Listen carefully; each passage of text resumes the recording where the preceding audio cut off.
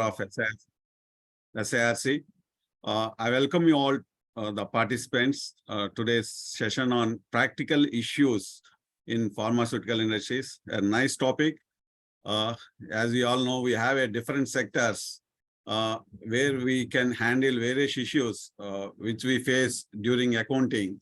So SIRC has started a topic-wise. So today we have a excellent speaker where he has experience of 16 years. Nagadurga Sudhakar, who is, I want to introduce him a little profile. So I take pleasure in introducing Nagadurga Prasad Sudhakar to the August gathering. A chartered accountant with 16 years of experience in the area of financial reporting and auditing standards under IFRS and Indian accounting standards frameworks. Adopted understanding pharmaceutical industry, accounting and reporting practices, empaneled speaker on Ind AS for the ICAI, technical reviewer at the Financial Reporting Review Board of the ICAI, resource faculty for Indian Audit and Account Service in Hyderabad, author of the book Impact of Ind AS on Pharmaceutical Industry, Opportunities and Challenges, published by SIRC of ICAI. He is a partner in NSRE and Associates LLP right now, offers accounting and financial reporting advisory services to the listed and unlisted entities, audit of listed and unlisted entities. He worked in Dr. Reddy Laboratories as Director Global Financial Reporting from till January 2022. His roles includes analysis of complex accounting transaction from IFRS and Ind AS point of view, review of quarterly and annual IFRS and Ind AS financial results, impart training of entire finance function in Dr. Reddy's regularly. He also worked in Bharat Financial Inclusion Limited as a senior lead manager. And he also worked in BSR & Co, a member firm of KPMG till 2010. He has a vast experience of 16 years. So I welcome Sudhakar to the special session in SIRC. Over to you, Sudhakar. Thank you. Thanks a lot, sir. Thanks a lot. So, yeah, now I can take it over, sir. Yeah, you can carry on. Yeah. Welcome all. Thanks a lot for the opportunity. Yeah, it's indeed my pleasure representing this topic, or I would rather say speaking on this particular matter.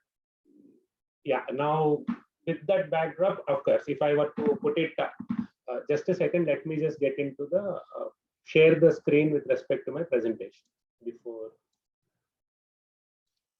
Yeah.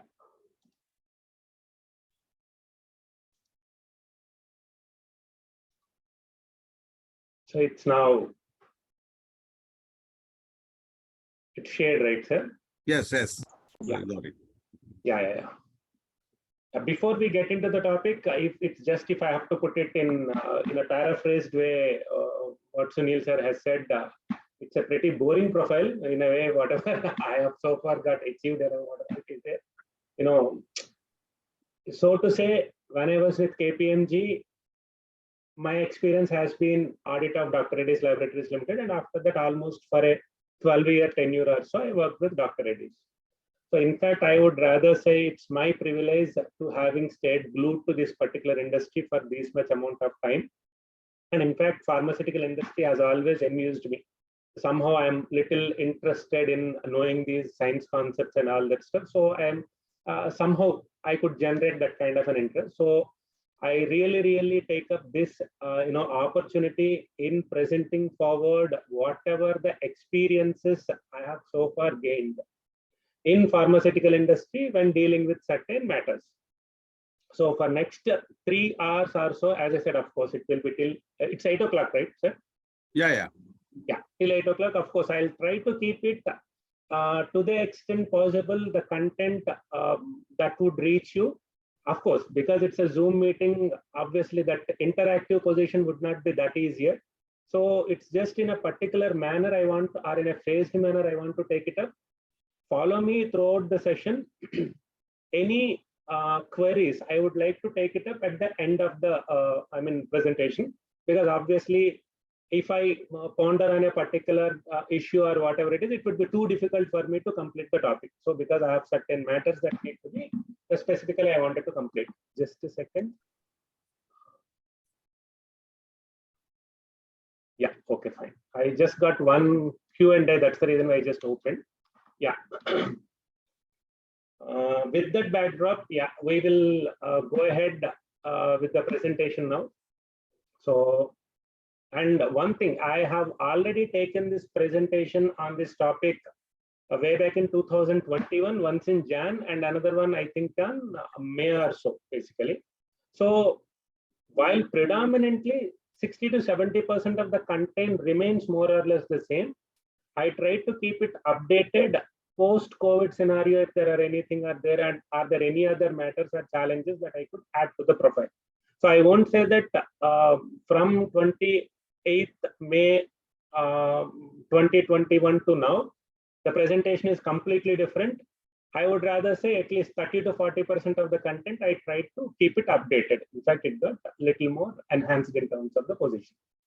That said, I would try to keep it in terms of my explanation possible to the extent I can offer a better explanation than I offered it somewhere in May. I would try to do it, that kind of a stuff.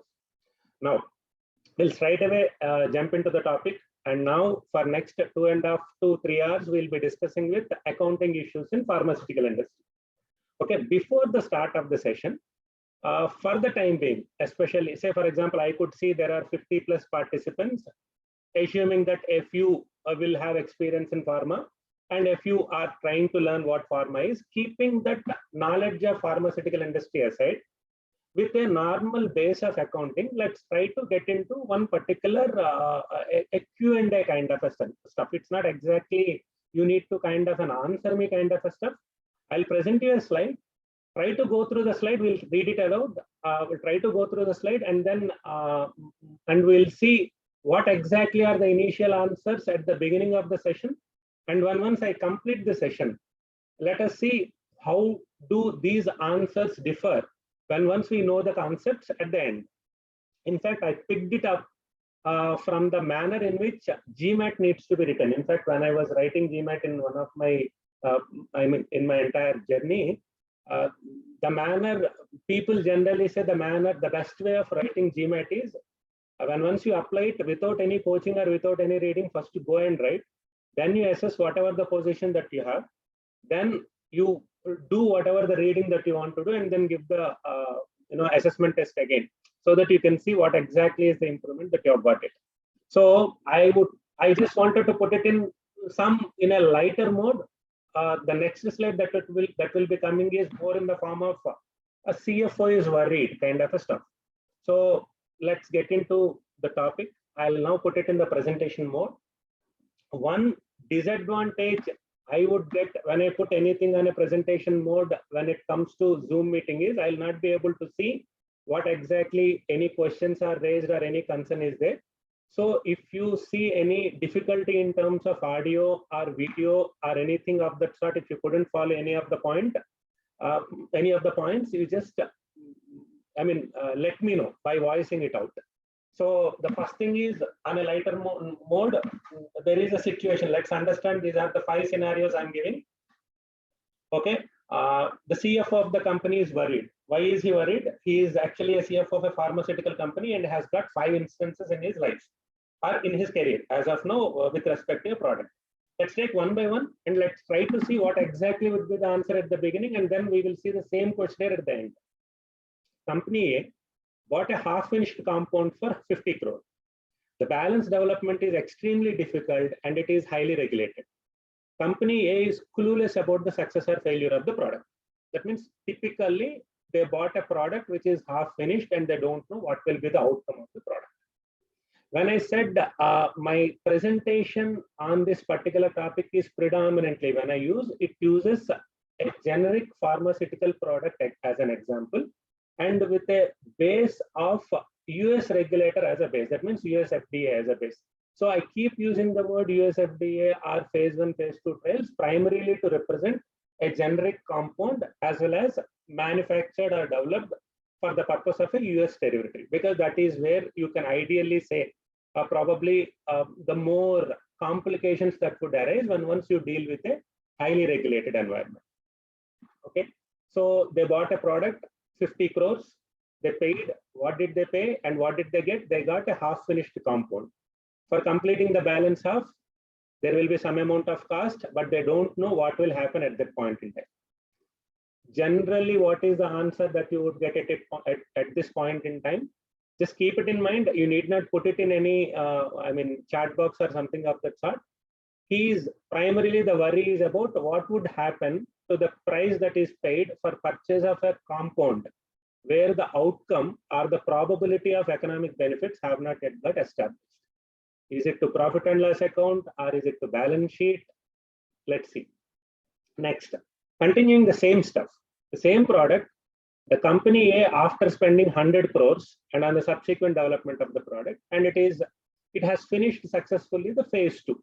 So phase 1, phase 2, and now it's into phase 3. Still, the company is unaware of the outcome of the phase 3 trials. At this juncture, he is little worried again. What will happen to the 100 crore amount that needs to be recognized in my books of account? Again, is there any possibility to put it on balance sheet, or is it straight away answer that it has to go to P&L account? Now, they completed the phase 2 as well. After the company has resource constraints for phase 3. So taking the same example, take a particular, that means I have jotted down these 5 instances as a life cycle of the product. So in the first case, it completed phase 1, somebody bought it. Second point, it completed phase 2. Now in phase 3, they are facing with another issue. The phase 3 trials take significant amount of time, and they wanted to enter into a funding arrangement with the venture capitalist entity, that VC funding entity, and they got 100 crores. Interestingly, how the arrangement was checked out was, the company need not pay anything back to VC if the product development is a failure. But if it is successful, it need not pay any bullet payments also. It has to pay 50% of its sales for the next 10 years back to the VC. As there is no visibility towards the outcome, the company's CFO primarily believes that the entire amount can be credited to R&D. Because once you go to IAS 37, contingent liability is something which is beyond the control of both the parties. Currently, my repayment of the money that I have taken is contingent upon, first of all, my success of the product, and also the commercial success of the product, so that how much I would get paid back is only known as and when the development and as and when the commercialization progresses. At this point in time, he is very happy, but the auditor is unhappy with the accounting treatment because they have taken the entire amount to R&D. So obviously, again, he is worried. The company successfully completed the phase 3. Now they filed the approval for the product. Obviously, my approval will come, say, for example, in 6 months down the line. I need to be ready as and when the approval is received. So I'm preparing myself for the launch of the product. So I kept some inventory to launch the product as soon as I get the commercialization right. That means as soon as I get the approval of the product. So I kept 50 crores of inventory kept for launch purposes. Again, CFO is worried what to do with the inventory of this particular product. Later on, the company got the approval. The company launched the product. The product was damn successful, and now he wanted to monetize the entire amount. He entered into an out licensing deal and with a company B, and he licensed the entire product. Of course, you know that in pharmaceutical industry, the manufacturing site is also regulated. So company A continues to manufacture, company B will sell the product in whatever the geography. And for 10 years, whatever that money that comes to me, that of course, along with that, the VC contract also got transferred. Okay, company B paid company A an upfront non-refundable amount of 200 crores. And supply price, because I have to supply the product, supply price is at cost plus 20% margin. Because I got a non-refundable 200 crore money, non-refundable 200 crore, the more, logical answer or eluding answer would be that it can be taken to income account is what the initial thought process is. But again, the CFO is worried because I will get the money, but of course I need to pay 50% of my revenues to VC. See, what am I trying to basically capture because of this slide? I just took 5 instances with respect to a pharmaceutical industry and trying to put it in the life cycle of a product. If the product is acquired, subsequently developed, and it was ready for launch, and in between I got the VC funding, and later on I got the approval, and later on I launched the product and I did an out licensing. In fact, each of these is covered under one of the accounting standards under Ind AS. So my next, whatever may be the time frame that I will be taking, is predominantly, you can keep this kind of an example or this kind of a position in your mind and try to find out what will be a more appropriate answer given the current accounting framework that is available. So again, I would like to say some of the nuances of certain accounting positions, if you are new to pharmaceutical industry, only to those I'm just saying, if you are new to pharmaceutical industry, it will be little difficult to comprehend or little difficult to get grasped in single sitting. So if you probably are one of those kind of, set of people, probably just sit back and listen to whatever positions that I'll be able to present, I'll be able to give you as during the course of the time, and probably we can discuss as and when there are any queries with respect to understanding stuff. Okay. Now, before actually getting into the entire journey, as I said, my buck with respect to this particular presentation stopped in 28 May 2021. In fact, that's the COVID year, and in that year, in fact, I have taken this particular session twice, once in Jan and after that in September. Sorry, not in May. Certain updates that have happened because of COVID, I would rather say. That's the reason why I wanted to specifically highlight that particular impact of COVID-19 on pharma. It's not just pharmaceutical industry, I would rather say as a global economy, and because of which certain positions need to be re-looked into. See, we all know the impact of COVID-19 has got far-reaching positions on both economic as well as money markets. And although to an extent, most of the economies are coming back to new normal, there are certain lingering ill effects still that could be seen because of the COVID-19 impact. The fundamental reason being, you call it whatever it is, the consumer behavior itself has got changed, and because of it, the new normal, sometimes it has become really, really difficult for some of the industries to go back to normalcy. So there is a question that whether normalcy would ever be achieved at all. To give you a very, very, off the cuff example, I was just reading one of the statistical report a few days back, 14th February being Valentine's Day. I was reading one very interesting article from American Retailers Association. Can you believe there is a frequent power outage in my office, so kindly do bear with this, whatever that lighting changes that you are seeing. As I said, if there is any disruption in the audio or video, you just let me know. Now, coming back to what American Retailers Association said is, in fact, I was surprised. Only on 14th February itself, the sales that would be generated in United States of America is around $27 billion. And this year they clocked around 25.7, and they attributed the balance $1.3 billion deficit to not able to get to normalcy because of COVID. This is because of the change in priorities or behavior of the consumer. So as I said, it has certain continuing, lingering ill effects on the society, and due to which there is a supply chain distribution, there are certain labor shortages, and there are certain behavioral changes or patterns, consumer behavioral patterns have changed, due to which there is a change in the entire forecasting system. Similarly, there has been a significant disruption in the regulatory approval process. When I said regulatory approval process, it's from the US FDA. As I said, I'm just going back to a position that I'll be, when I'm talking about a regulator, my more and more focus is from the US geography.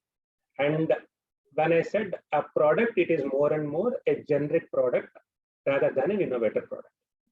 Okay. So in 2020, when it has hit, it gave a guidance that there might be a possible delay in the entire review process. And in 21 September, it gave an update. Whatever you could see in italics is basically the update that US FDA has given.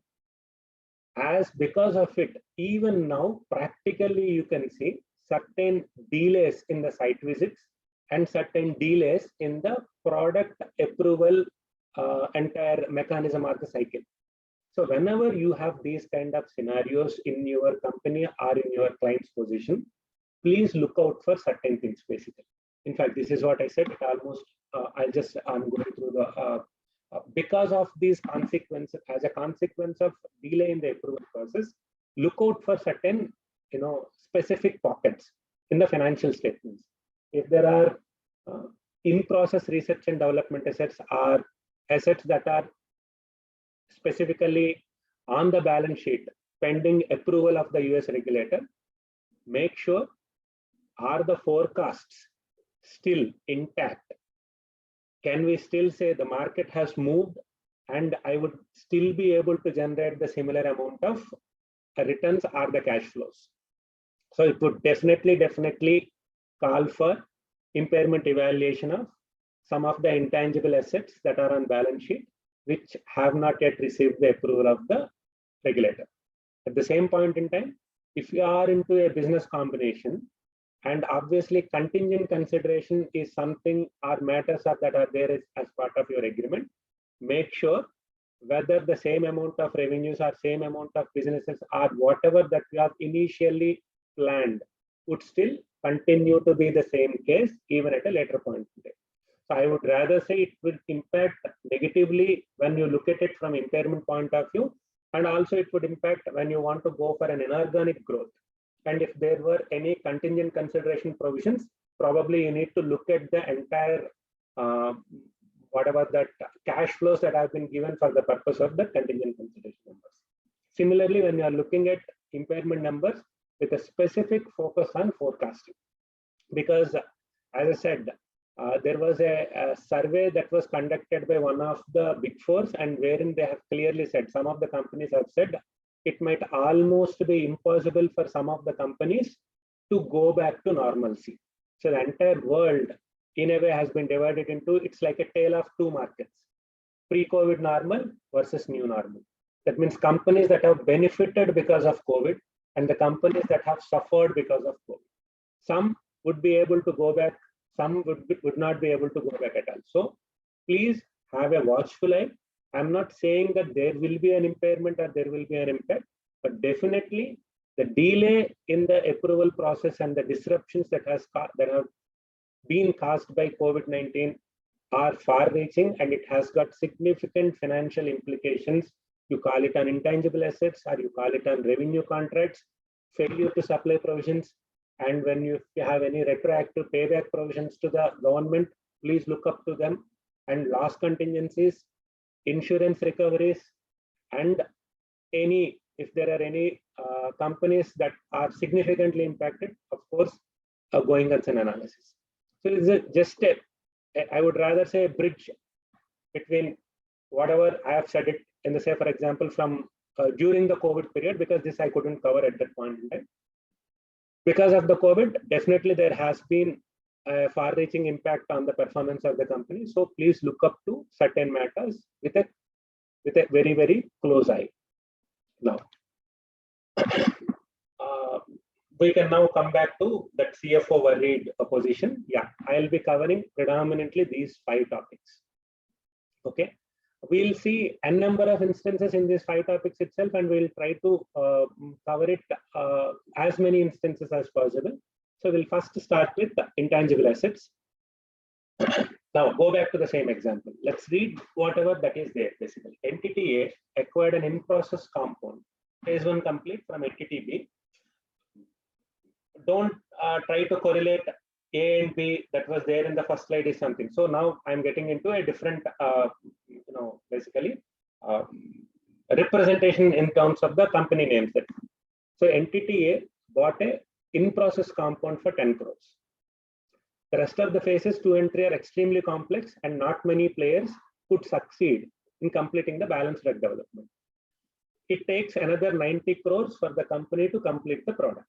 Now, what are the associated accounting considerations?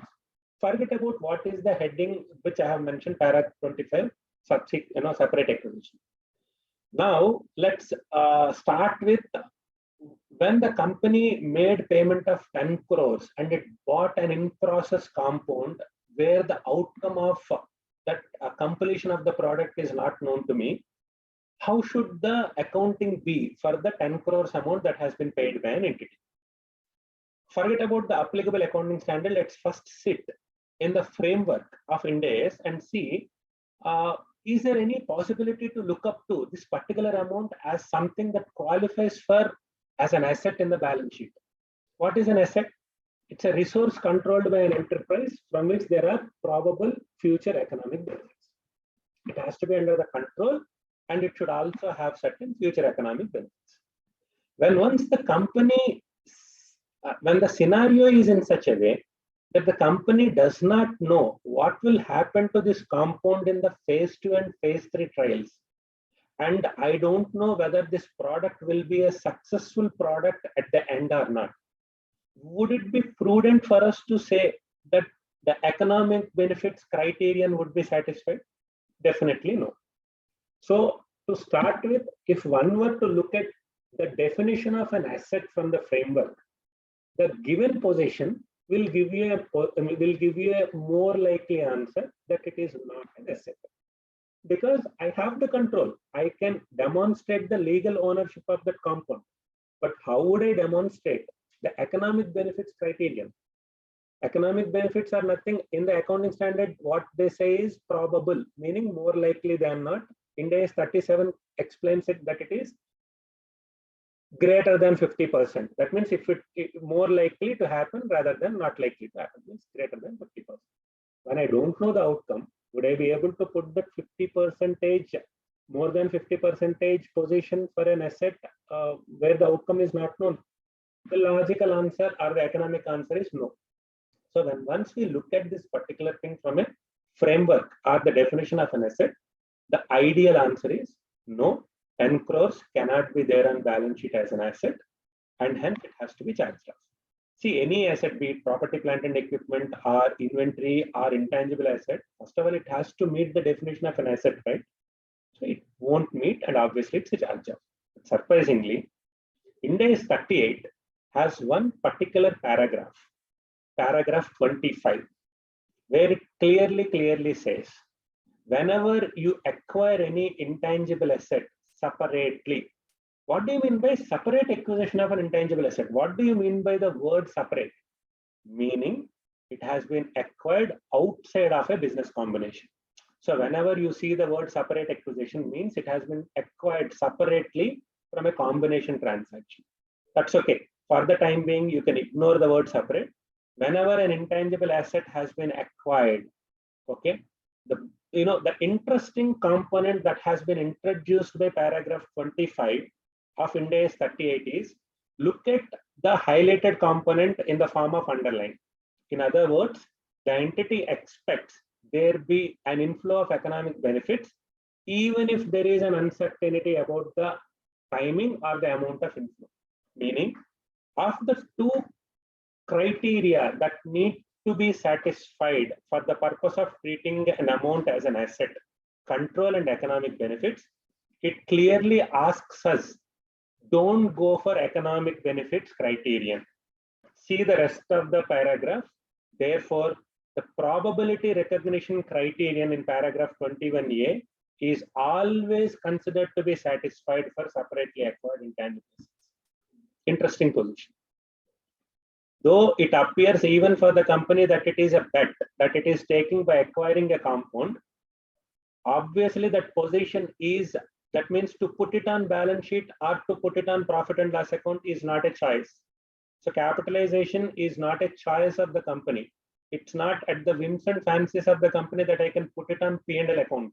No, it has to be put on balance sheet if it is a separate acquisition of an intangible asset. So the standard itself is asking us to obviate or giving us a leeway to go away from one of the requirements of the asset paragraph. That means don't go for economic benefits criterion. In fact, what he was saying 21A is about the same. What are the considerations that to be considered in order for an item to be considered as an asset? So economic benefits criterion need not be considered or need not be given weightage when it comes to a separately acquired intangible asset. So going back to the position, company A acquired by paying 10 crores to company B, a phase 1 completed asset, where the outcome of the balance development is clearly not known, and it is clearly a bet. That's okay, it can be a bet, but you will put it on balance sheet. You will put the 10 crores on balance sheet. It is an intangible asset not available for use. Does this word trigger any alarm in your mind? Go back to Ind AS 36. What are the 3 types of assets that have to be mandatorily tested for impairment, irrespective of the indicators? See, we know that Ind AS 36 is an indicator-based accounting standard, but it's not a quarterly exercise or an annual exercise that I will do it. It's predominantly driven by indicators. When the indicators exist, internal indicators or external indicators, obviously we look up to complete evaluation. Otherwise, it's basically an indicator test. Irrespective of the indicator testing, irrespective of the existence of adverse indicators, there are 3 assets that must be tested for impairment at least annually. What are those 3? First is goodwill. Second one is intangible assets not available for use, meaning this para 25 intangible assets which have got been, which are not yet available for use. Third one, intangible assets with indefinite useful life. Why? What are the characteristic features of these 3 assets? That these 3 have been kept separately as a group, that these 3 have to be tested for impairment irrespective of indicators? Simple answer, all these 3 assets are not amortized. Goodwill is not amortized, intangible assets not available for use. You read, I mean, once you go through Ind AS 38, obviously depreciation or amortization starts only once the asset is available for use. It's not yet available for use, right? Phase 2 and phase 3 are yet to be completed. So this is not yet available. And similarly, intangible assets having indefinite life. When you don't have a finite life, where is the concept of amortization? So all these 3 numbers will not reduce over a year just by passage of time. So the number stays intact. That's the reason why accounting standard asked for these 3 balances on the balance sheet, irrespective of the indicators, at least annually, these 3 assets have to be tested mandatorily for impairment. So just while connecting that link, coming back, the answer is, although it is a complex product where the outcome would not be known, it would still go ahead and it will be sitting on the balance sheet. Now, yeah, so be it research phase or be it development phase. That means, say for example, I got something which is clearly on a piece of paper where I could demonstrate, yet development is yet to happen. That particular amount, I'll put it on balance sheet. All the subsequent expenditure, what should I do? What will happen to the balance 90 crores? 90 crores will be evaluated based on whether it is a research expenditure. If it is research expenditure, charged off. If it is development expenditure, if it does not meet para 57 criteria, charged off.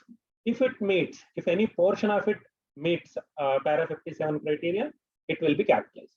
Meaning, whatever may be the condition of an asset I have acquired, I'll first put it on balance sheet because I presume the economic benefits criterion has been established.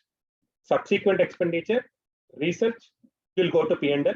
Development costs, to the extent that para 57 conditions were not met, will be charged off.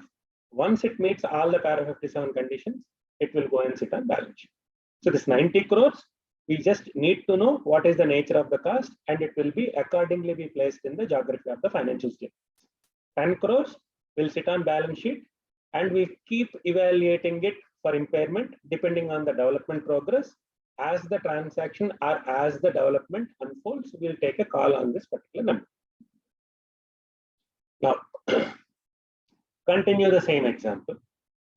Company has taken, that by paying 10 crores, it has taken that particular asset. Now it has to spend the work on phase 2 and phase 3. Let's take a position that it wanted to take 2 approaches. See, I can get that particular product developed in 2 ways, where I myself will take the development risk, that I will only carry out the development activity, and he can structure the whole arrangement. Because that means entity B can structure the whole arrangement in a way that it will pay entity A in a structured manner for getting a particular final product. Let's understand both from both the situations one by one. Let's go to the situation 1. That means the same activity can be carried out or can be structured in the following 2 ways. First, I'll explain the theory, then I will get into the practical nuances. See, entity A appointed entity B as the development partner, and entity B continues to develop the activity, continues the development activity. Entity A compensates B for the efforts incurred towards development. The compensation structure is as under. Upon completion of testing of 100 patients during phase 2, 30 crores. Upon completion of testing on 1000 patients during phase 3, 50 crores. And upon completion of filing, 10 crores. See, once you look at carefully, the manner in which entity A pays entity B is as under. Now, don't get into the accounting of entity B, whether it is revenue or how it will be accounted for. We'll get into that when we read the revenue position. As of now, stick to entity A. I paid 10 crores and I have put it on balance sheet. And I want to develop the product, and for balance, I have structured this kind of an arrangement. What is it? That entity B will be carrying out the development activity on my behalf. Why did I say on my behalf, even though that language is not there? See the compensation structure. The compensation structure is designed in such a way that I'm compensating B for the efforts incurred or efforts put in that particular arrangement. I'm not compensating him for the outcome. That means only when once the outcome is positive, I will pay you. No, as and when you are taking up the development activity, of course, I'll be compensating you for the work done. Say, for example, in any of your arrangements, if you were to happen with any, if you get into this kind of a position, try to understand what am I paying for, or how am I paying for the other company. Am I paying for the efforts, or am I paying for the outcome? Situation 1 clearly resembles that these are the compensations for the efforts made by B. Of course, efforts will be put in over a period of time. Irrespective of the outcome, it means irrespective of the outcome, I will make the payment to B. The moment 100 patients are dosed, I will pay him 30 crores. What will be the outcome of it? May or may not be successful. After 1000 payments, 1000 patients, I'll pay 50 crores. After filing, I'll pay 10 crores. I'm not bothered about the approval of the product, or I'm not bothered about the outcome of the analytical studies or the bioequivalent studies I have conducted. So the outcome is regardless. If this requires 2 times, 3 times doing it, that's okay. I will keep paying him money. If that is the construct, obviously the entire arrangement has to be looked up to as development exercise carried out by entity A. Much argument is not possible to say that this is an amount paid for purchase of a product. It more so goes as a development of the product on my behalf carried out by B, and the development risk is with entity A, because it keeps compensating B for the work done. So it has to be evaluated under para 57 of Ind AS 38, and as the saying goes, predominantly as the example being considered, more likely it will be a charge off, because establishing technical feasibility before phase 1 and phase 2 itself will be extremely difficult. So the more likely answer in a situation 1 is if the company resorted to a structure wherein compensation would be for the efforts carried out by the other partner, it is a development cost. On the contrary, he thought out of box, having burnt his fingers 2-3 times by structuring the deals in the form of situation 1. Now he defined a deal in the following manner. Now he said, boss, I am interested in taking the completed product from you. Now, who is interested in taking completed product from whom? A is interested in taking completed product from B. And the payment structure is based on the outcome, I'll pay you as it is. First, I'll pay you 10 crores upfront consideration. No change in the fact pattern. Second, successful completion of phase 2, I'll pay you 30 crores. Successful completion of phase 3, I'll pay you 50 crores. And after obtaining the regulatory approval, I'll pay you 10 crores. Same amount, but it has been pegged for outcome. In the left-hand side, it is more for efforts. On the right-hand side, it is more for outcome.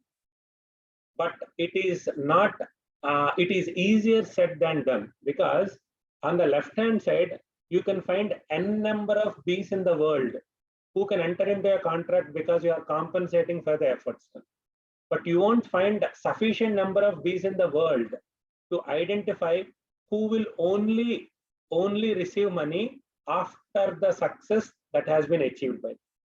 But of course, if you could crack it, even a portion of the contract in the outcome-based model, you could have gotten an argument saying that this is a success-based payment that gives me some accretion to the compound that I have already having in my books, and hence I can argue for capitalization kind of stuff. As it stands, situation 2, the accounting would be almost all the payments, not almost, entire stream of payments would fall under independently, paragraph 25 of Ind AS 38, and 10 plus 30, 40 plus 50, 90 plus 10, entire 100 crores has the more propensity and the possibility of staying on balance sheet.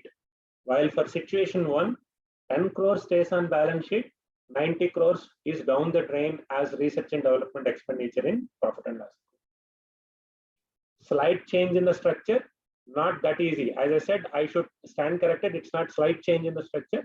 It's a big change in the structure. But of course, if you could crack that structural difference, and if you could bring onto the table that a structure can be written where the other party will accept the payment only for the outcome, then it is like all are like CWIP amounts, right? I am making payments for the purchase of the final product that will be coming to me at the end of the day to my name. Clear? So shall I proceed further? Yeah. Now, my objective on this particular slide is not exactly what will happen to the development costs. It's anybody's guess to say that it is actually charged off kind of a stuff. But I have done some decent amount of, I would rather say, some amount of reading on this particular topic and did some annual report search and all that stuff. When I said annual report search, not from predominantly Indian point of view, across the globe, how would the development costs and all those would be treated by various companies? See, we all know that para 57 of Ind AS 38 talks about capitalization criteria for development costs. That means generally it goes down the drain, but once it meets all the 6 criteria that have been established here, A, B, C, D, E, F, and then obviously I can go for capitalizing the costs henceforth, where all the six conditions are met. Most important is technical feasibility. So I don't want to get into B, C, D, E, F, where the ability is there or the ability of the product is there, technological feasibility, financial feasibility is there, and I have the ability to measure the cost. Everything is taken care. The most irritating point, I would rather say, from a pharmaceutical point of view, from the regulatories or from the accounting bodies, having no clear ground on what does it mean by demonstrating technical feasibility. Most of the accounting bodies tend to give an opinion. I would rather say most of the auditing, firms, the global firms tend to give an opinion that technical feasibility is not achieved unless and until it is actually achieved. Meaning, unless and until I obtain the approval of the product, it's as good as I haven't or I could not demonstrate. So there is a significant impediment in a pharmaceutical industry about the treatment of development costs, and majority of the development costs go down the drain because of the very inability of the companies to demonstrate. Rather, I would say, I was harsh when I said the inability of the companies. Inability of the company from an accounting standpoint, while they can demonstrate from a scientific point, but from an accounting point of view, yeah, they are facing significant hardship because of the stance taken by, you call it regulators or you call it auditing bodies, that this is not achieved unless and until an approval of the product has been sought. After approval, what costs are there? Max to max, phase 4 post-market surveillance studies will be there. Whatever the paltry amounts that you can capitalize. And I said paltry compared to the development costs, obviously. Those qualify for capitalization. But is there any possibility to look up to in a different way? In my experience or in my reading, I understood that this can be seen in a little different way, where the product or where that particular geography or the regulator, how those that particular product needs the development activity, or how the regulator looks up to this particular thing. So I would rather say, if at all you are dealing with highly regulated environment like United States or UK, all the best. You don't have any further argument to say. More or less, you will end up recognizing these costs as charge up to profit and loss account. On the other hand, if you are trying to deal with leveraged markets, what do you mean by leveraged markets? Not so highly regulated markets. Say, for example, Australia pegs its in a way the entire data pack that has been given or presented to them, which has been given to UK or US, it is fine with them. That means if the product has received US or UK's approval, it's not a big deal for companies in Australia or New Zealand to obtain the product.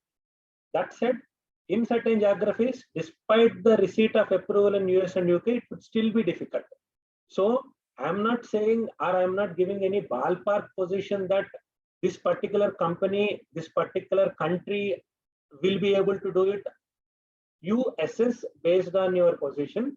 If for this particular product in this geography, if it is going to be a leveraged filing, if you are planning to develop something for another geography, which basically takes the another developed market as a benchmark, for which you have already completed, you have to an extent a possibility to capitalize the costs for the leveraged market.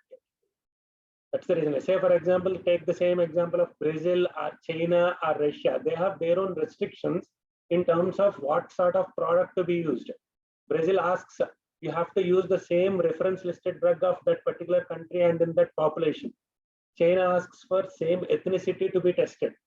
So obviously testing on English or in another land is not obviously equivalent to testing on a particular Chinese country, basically with that population. So ethnicity related restrictions or product related restrictions, you should have bought the product only in our country kind of stuff.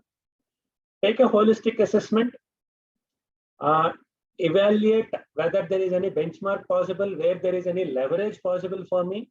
If there is a leverage that is possible, obviously you can consider that particular amount of development cost as possibility for capitalization. Are there any companies that are doing it across the globe? In my search, big numbers could be found only for 2 companies.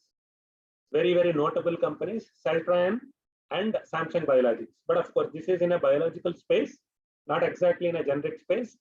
the argument for generic product would be little difficult because of the price erosion, significant price erosion that happens, especially if you are in a developed market where the product sees significant amount of competition.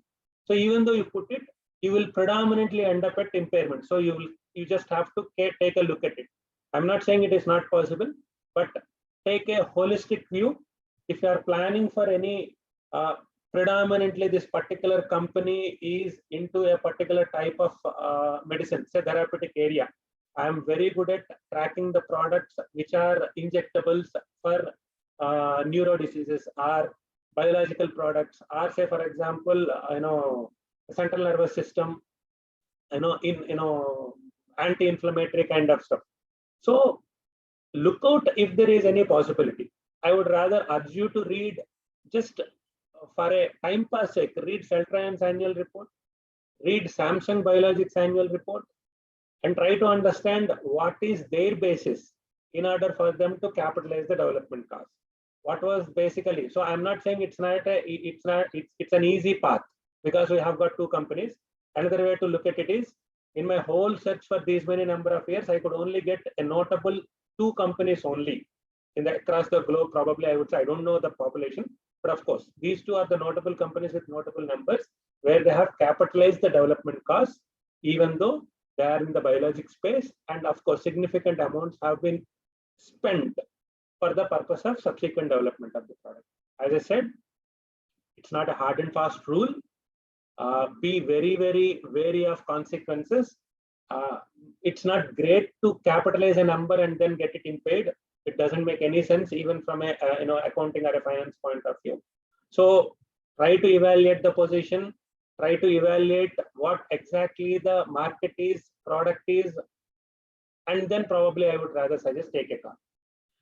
If you were to look up to any literature guidance, yeah, you can. If you see PwC's issues and solutions in pharmaceutical industry, the first 3 or 4 examples or 3 or 4 questions what you would probably see, he will tend to give you more or less the similar position. That means for a leveraged position, or where the product is merely an extension of line, the approval, obtaining the approval is merely. Sir, sorry to interrupt. Yeah. Many members are reporting that your PPT slide is not moving forward. So on which slide I am right now, as per them? First slide. First slide. Yes, sir. Oh my God. Just a minute, let me just.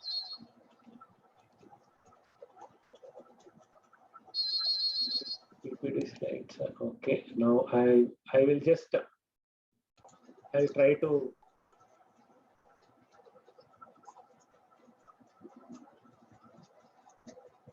Yeah, it's now shared, right, again? So it's in the 11th slide. Yeah, now it's on 11th slide, right? Press the F5 function F5 key, sir. Then only it's. I did the same. For me, it is in a presentation mode. It is not showing here. Otherwise, I'll do one thing. I'll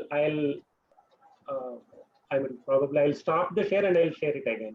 Okay, sir. That's fine. Now, it's clear. Is it on 11th slide now? It's 11th slide only, sir. Not in full screen. I'm getting it. Now it's in full screen mode, presentation mode? No, sir. Is it? Yes, sir. How come?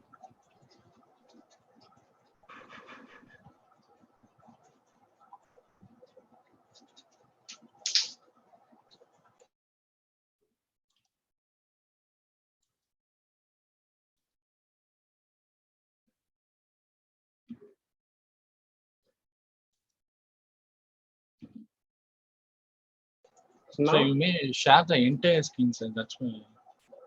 Sorry. I may share the. Share. Go screen share. Go. Just stop your screen, sir. I am stopping, restarting it. I'm stopping it. I'm restarting it. I'm doing all that stuff basically. Otherwise, I'll do one thing. In this mode. Share the entire screen, sir. Not selected a particular one. Just share the entire. Just a second.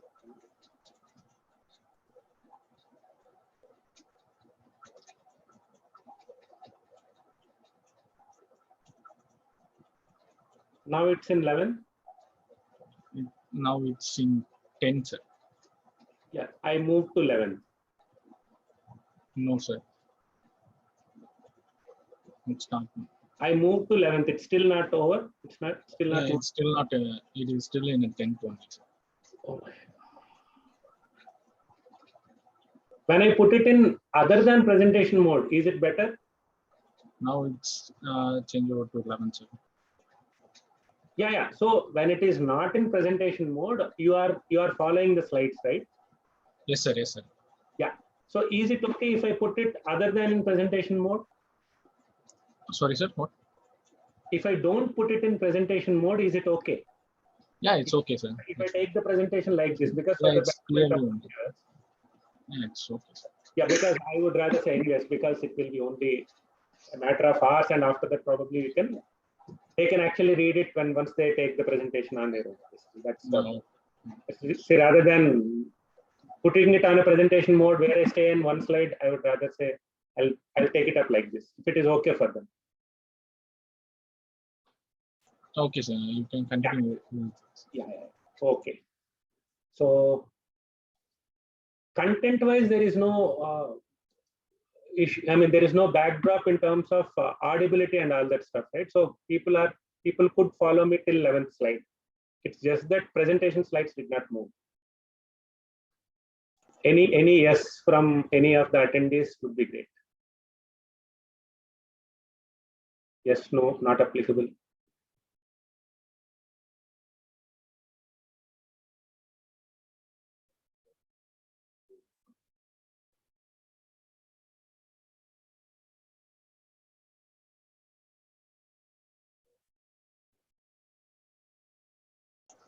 Sir, change the next slide, sir. Let's check. Yeah. Move to the next slide. Yeah, it's moving. Now it's moving. Yeah. Just a second. Let me just. Yeah. So I think you are with me when it till development costs. So okay, now coming back to the topic. Yeah. So please be wary of the consequences, both from regulatory point of view or from audit point of view, if at all you want to take up that, especially the subtle, sensitive topic of trying to explore for the capitalization of any development costs. Leveraged positions look little feasible, but directly if you are getting into a generic product and getting into thinking of capitalization means, yeah, you have a big task ahead of you, but yeah, you need to prepare yourself. Slightly away from the so-called heavy concept, have you ever heard of FDA priority review vouchers?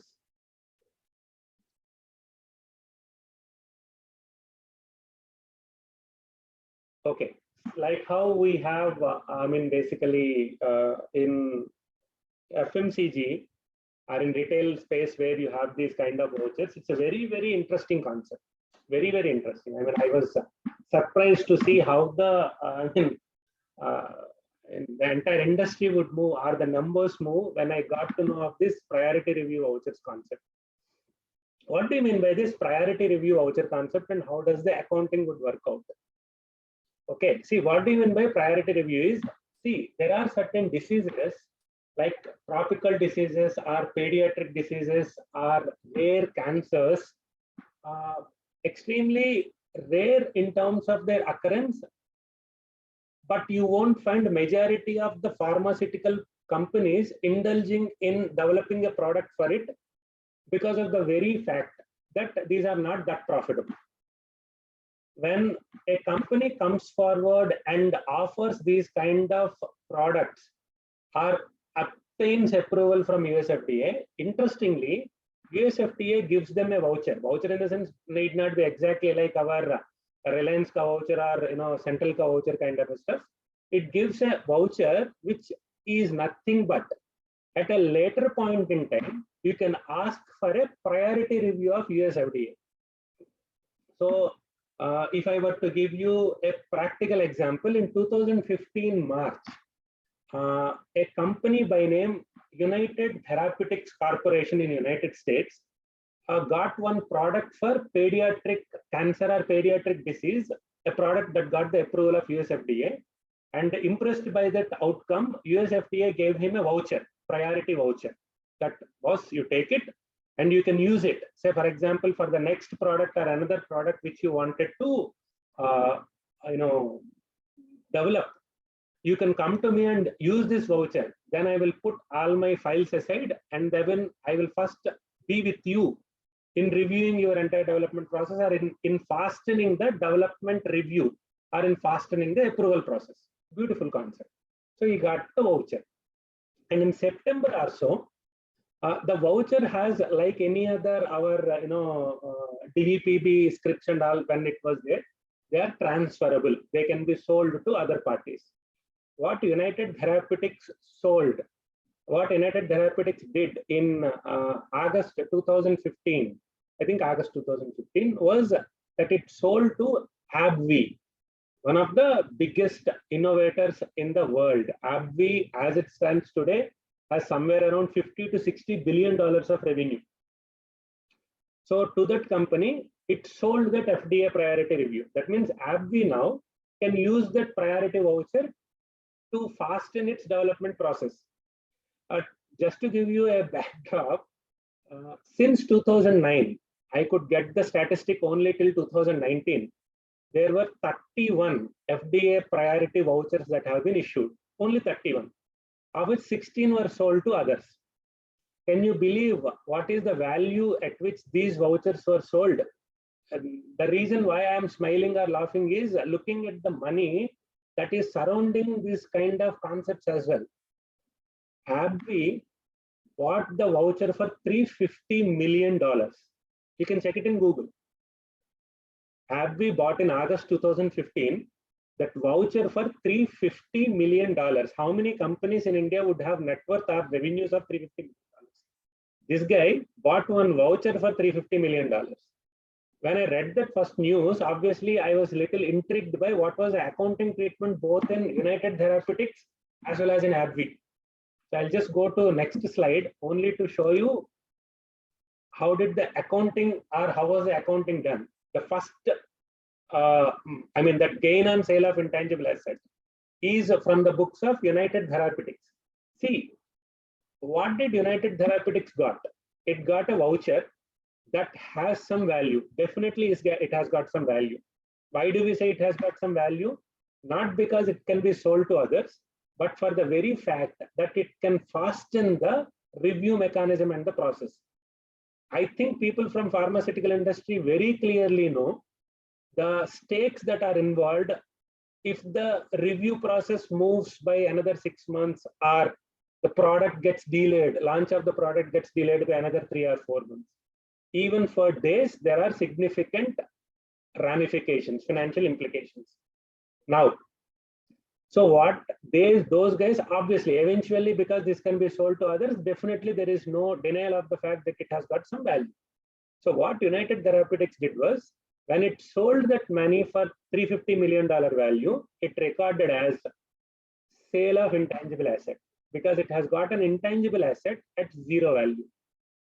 That intangible asset of zero has been sold or transferred at $350 million, and he recognized the entire amount as $350 million as gain on sale of intangible asset. Can it be considered as revenue? My hunch is no, obviously, because it is not in the line of that kind of a business where it will be selling the vouchers. Selling pharmaceutical products or out-licensing pharmaceutical products can be considered as revenue, but of course, not these kind of vouchers. So what did United, AbbVie has done in this transaction? So the second component, whatever the second other activity, this particular thing is from the annual report of AbbVie, where in other activities section, it said transaction with United Therapeutics. You won't believe, he charged entire $350 million as R&D expense in consolidated profit and loss. Fine. That guy follows United States GAAP. what would be the accounting treatment if it is Ind AS or IFRS? So to say, Ind AS is not very much explicit in terms of this, but there are few guidances under IFRS for which what the priority review voucher should be. It starts with a position that it can be treated as an asset in your books. That said, it is not an asset as it is going to stay for these many number of years. It is only going to benefit you depending on your usage, and your usage could be from months to maybe 1 or 2 years. So you need to decide if at all you want to put it on balance sheet, test it for impairment. Obviously, impairment though very, very less chances because you can always sell it if there is a possibility. So if not value in use, you will have fair value less costs to sell. But keep out for what is the time period for which you need to basically amortize it or put it in profit and loss account. But on the other hand, US GAAP is not very lenient in terms of straight away giving the position as keep it on an asset. So you can read 2022 Deloitte Life Sciences Guide, where you will find this particular accounting, where US GAAP very clearly says that it is not a straight away answer, put it on balance sheet. Company is required to analyze whether it wants to capitalize and then accordingly capitalize and book it for the subsequent charge off. Otherwise, they can go ahead and charge off in the books of account also. And you won't believe, if I unfold one more position, you will be actually surprised. You know what is the time value of the $350 million? I read it in another report, not exactly from any of the press releases, that AbbVie used this particular voucher to fasten the review mechanism by 4 months. Very, very interesting, right? So company AbbVie bought $350 million worth of voucher, or so to say, it spent $350 million to fasten it development review mechanism by 4 months. See the stakes involved, see the monies involved. For 4 months, the cost of that extra benefit that I want to launch my product 4 months ahead of the time is $350 million. I mean, I was surprised basically to see that a priority voucher can have such a far-reaching and financial implications. So you can actually go through. I got these details from Office of GAO. Basically, that it's a government website of United States of America itself. So it's a pretty reliable source. So in fact, I was surprised that there's 16 vouchers which were sold individually, ranging from $67 million to $350. But that's okay. No point in further taking flamboyance in whatever the transaction that was done by a company. But so to say, see that priority voucher concept and see the stakes involved. Now coming back to, there is another concept which I have practically seen. There is something called right of relinquishment, similar to it. I think most of you, or at least those who are all part of pharmaceutical industry, are little known to pharmaceutical industry. You know that 180-day exclusivity period, right? That is offered generally during the patent, completion of patent exclusivity period. So there is also a concept called relinquishment of that 180-day rights. Interestingly, there is a concept called one company asking another company to relinquish that right. And of course, in business, there is no charity and nobody would do it just because somebody has asked, and I will pay and I will obviously charge a price if I have to relinquish my right of launching the product exclusively for 180 days, right? For 4 months, if you have seen what are the stakes involved. So of course, it doesn't happen for big products. For a mediocre product or for not so demandful products, obviously, a company can ask another company for relinquishing it, right? You know, how does this work out?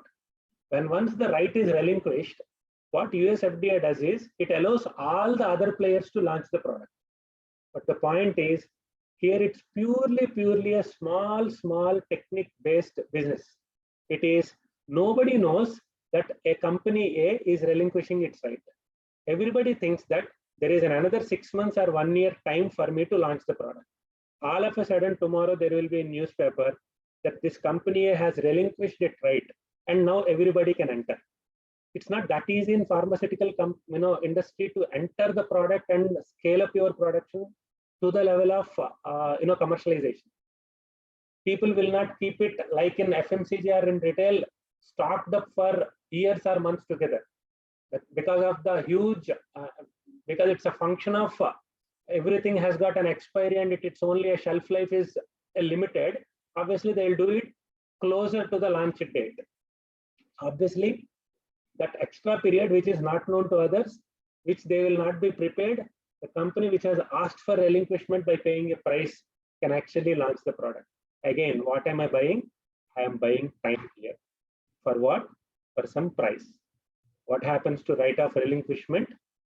It qualifies for capitalization, but only for the period for which the company is intending to use it. So the moment it has been made available for everybody that now you also can launch, you bought the time, you paid that money and you launch the product, maybe for another 4 or 5 years, by which time rest of the players would actually enter the market. And obviously there will be a normal competition that will be flowing. So in both the cases, interestingly, see the common factor. It's somebody is buying the time that nobody else would be able to enter that zone, and they're buying the time by some price, and obviously it is something that qualifies for capitalization. But as I said, please do look up to FDA priority voucher. Yeah, if you have dealt with that particular stuff, fair value, are fairly protected with the FELCS model. But if it is right of relinquishment, please do be extremely careful about how much time period I need to hold this particular asset on balance sheet, and how much amount of time period I need to use it for the purpose of amortization. Okay, now we will move to second section. I'll stop around 6:30, 6:40 to give you a 5 or 10 minutes of break. Now we'll go to the section on inventories. Consider the following example instead of basically, just a second, because it's in presentation mode, I'll put it here. Yeah. Consider the following situation. Company is in the process of developing a new mode of administration for an old drug. What do you mean by mode of administration? Let's take an example that earlier I used to develop, or I used to manufacture an injection using vials. That means normal injectables. Let's assume now I want to get into auto injectors. That means the moment I put it, obviously it auto injects. Change in mode of administration is as good as another product. So don't think that earlier I used to have oral dosage, now I'm having a cream. Both are more or less the same products. No, they might be the same. They might be for same indicator, but predominantly, I'm not saying for everything. Predominantly, change in mode of administration is as good as a new product. You need to go through the entire regulatory hassle. So, assuming that this kind of a situation, and let's see in the following circumstances, what are the situations or what are the positions that are normally available in a pharmaceutical company, basically.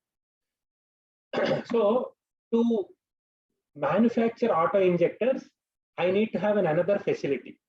So this company constructed another facility called auto injector facility, so that the new revised technology or the product in that revised technology can be sold.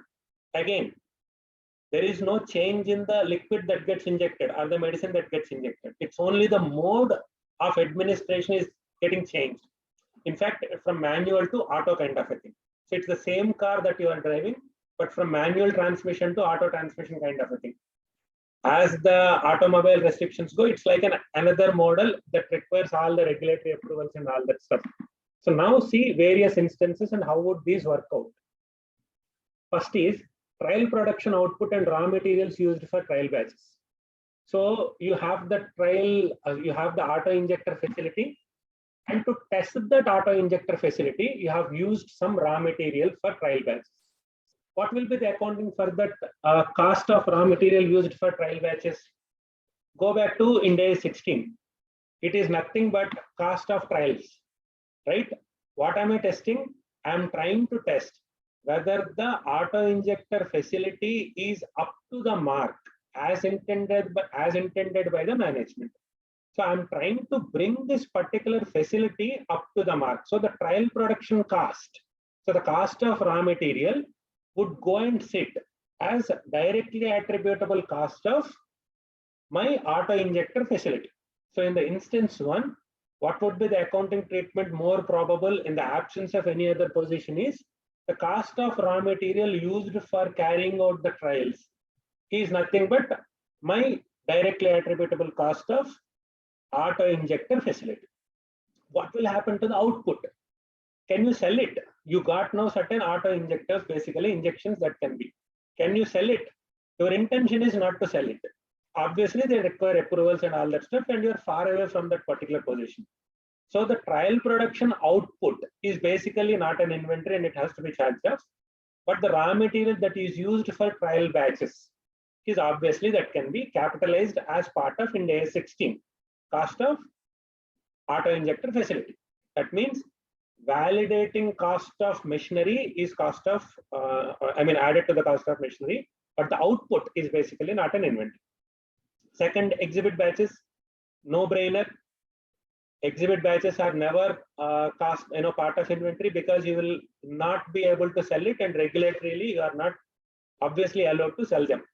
Of course, you will use them for all the pivotal studies and all that, and obviously it will be charged off as part and parcel of your research and development costs. Validation batches. What are validation batches? In a very, direct and layman example, the consecutive 3 batches close to or after the approval of the product, which will have to be approved by the regulator in order for you to launch the product at a commercial scale.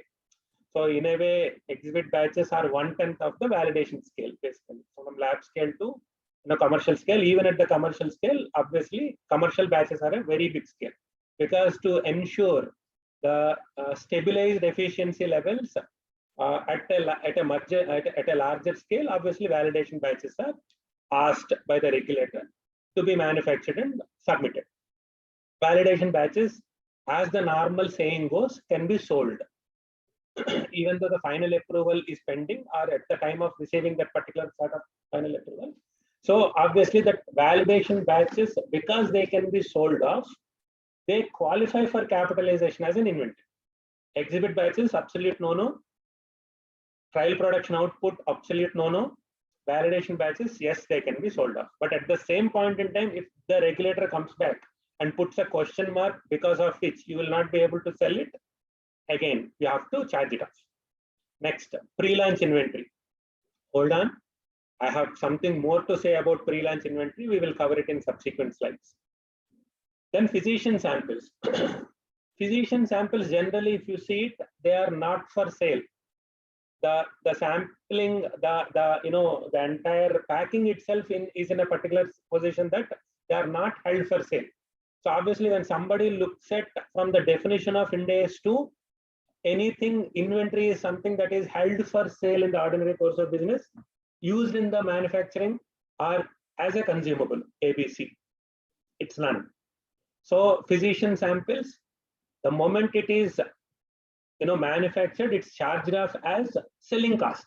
Because what am I trying to do using the physician samples?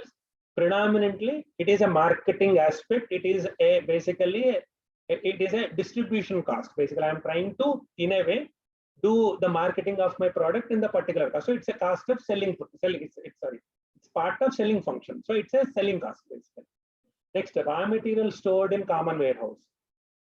Say, for example, you have a common warehouse. You have stored the entire raw material in that common warehouse, and this raw material will be used for manufacturing the product that got approval. A portion of the raw material goes in developing the product for one of the products, and a portion of the raw material goes for physician samples, and a portion might be, okay, fine, let's take these 3 examples. In such circumstances, what would you do? A starting point answer would be, nothing stops you to capitalize the entire amount of raw material in your common warehouse as an inventory. But more appropriate, I would rather say more, in my concerned view, my answer would be, After capitalizing it for certain years and after having known the trend of usage for certain years, if you know the moment so much amount of raw material in the common warehouse will be used, at least on an average, will be used for physician samples and will be used for development, of a particular compound.